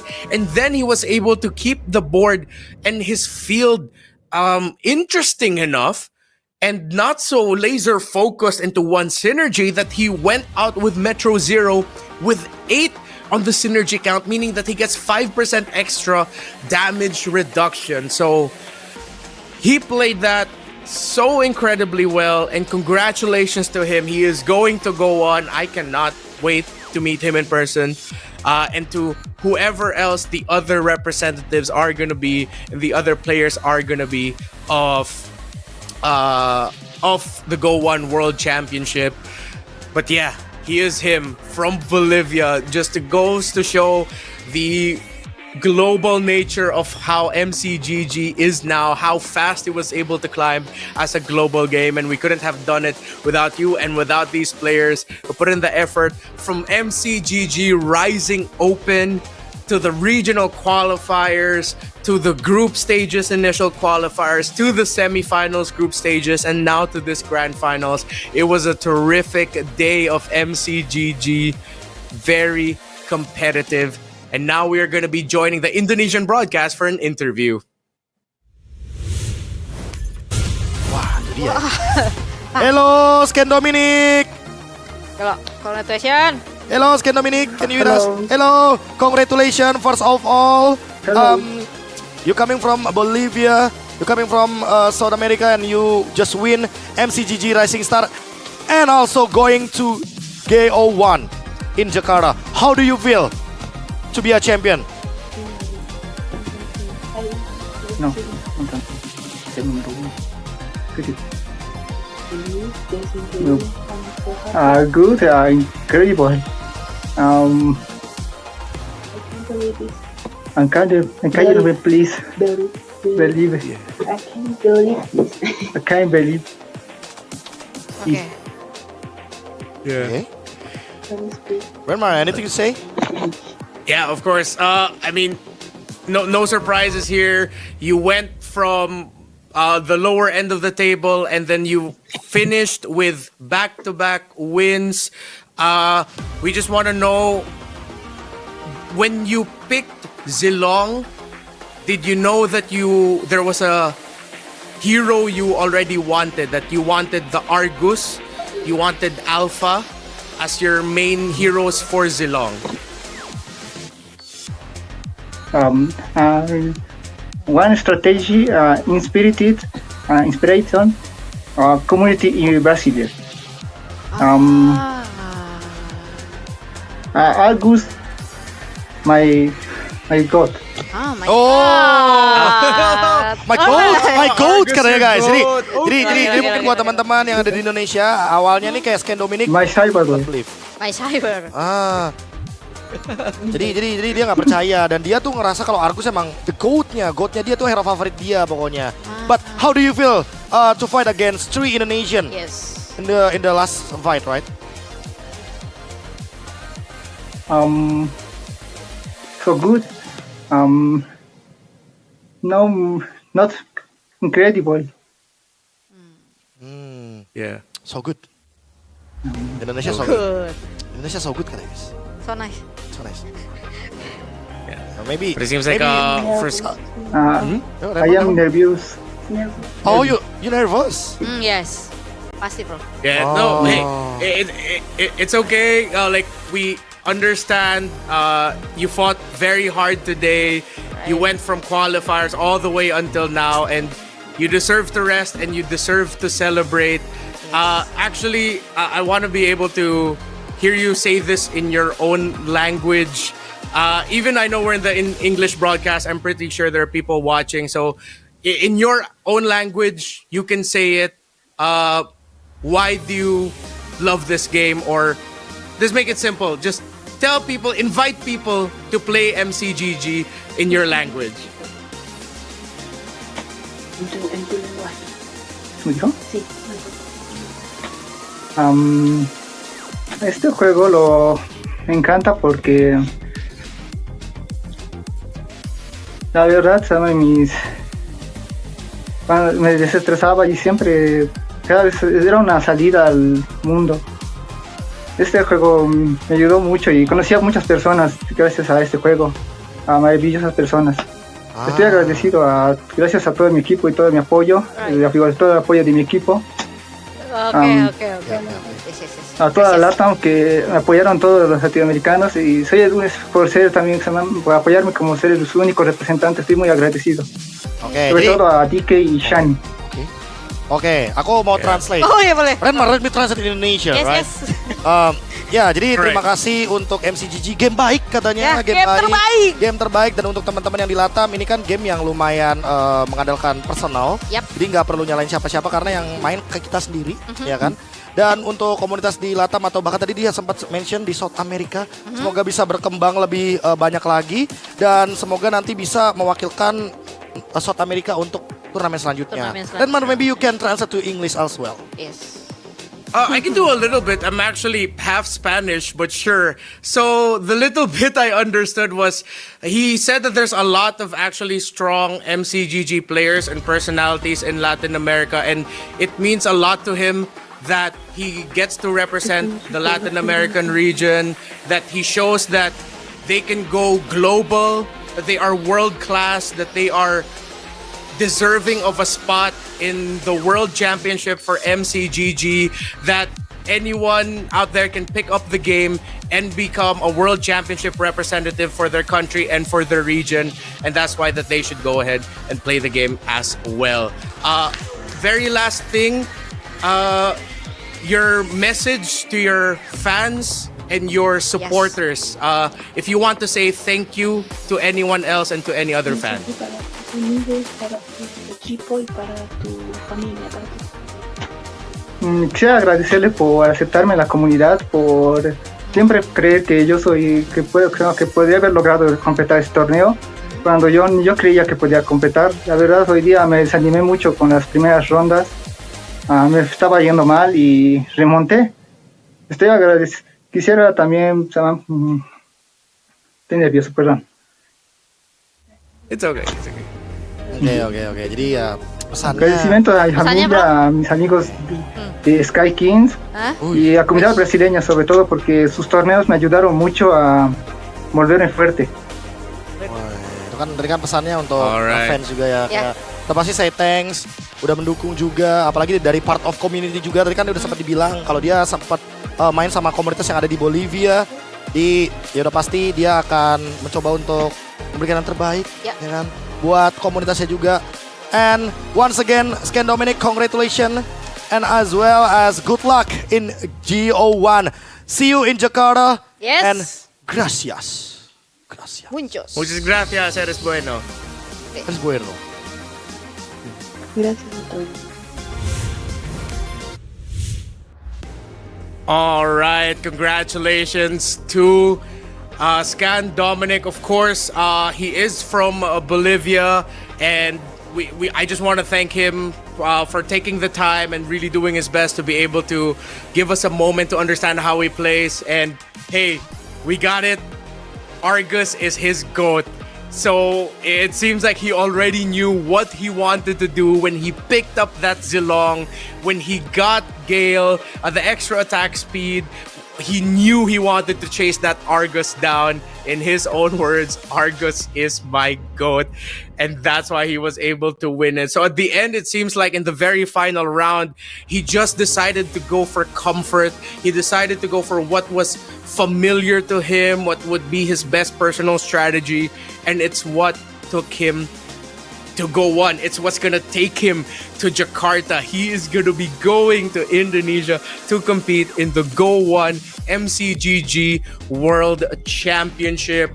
Muchas gracias to him, and of course to everyone in Latin America who was supporting him, and all of his friends and family. He said the same messages as well. So it has been an absolutely stellar journey for him. I cannot wait to see him on the world stage as he goes up against among the best of the best. And at the same time, he also let us know that you should watch out for Latin America as a region for MCGG. That there are a lot of personalities and faces there, that you could also be a personality and a face of MCGG of yourself. Just take the time to play the game, to put your hours and effort into it, and it can take you to new heights. And it's going to be taking him to Jakarta, Indonesia for the GO1 World Championship. Again, congratulations again to Scan Dominic. And to wrap things up and to close things up, of course, I just want to say, first and foremost, thank you to each and every one of you who has made the MCGG Rising Stars what it is. We started with Rising Open, and then we closed out the year with this, our first big broadcasted in the English language and in Indonesian as well, MCGG tournament. That, yes, there was a lot of Southeast Asian and Asian representation, but at some point we had top tier players from Kazakhstan, Uzbekistan, and then now, of course, our champion is from Bolivia. Our champion for MCGG Rising Stars is from Latin America, and I couldn't be any more happier for him and for them. And I hope we didn't get him too nervous with the interview and that he has time to celebrate and just fiesta with his family and friends, that he was able to win that money, and now he's going to be representing his country and his region.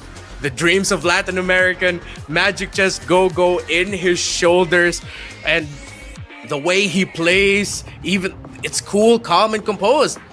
Even when he's at the deficit and is having a hard time trying to make a comeback, he finds a way. Just like how each and every one of us can find a way to find some time to get in the palm of our hands one of the fastest growing rising star in esports, that is Magic Chess Go. On behalf of Naisu and our fantastic production team, thank you so much for spending your time with us. Good night, good morning, good evening, and good afternoon. GG, well played, good fight. Thank you. We'll see you at the GO1 World Championship.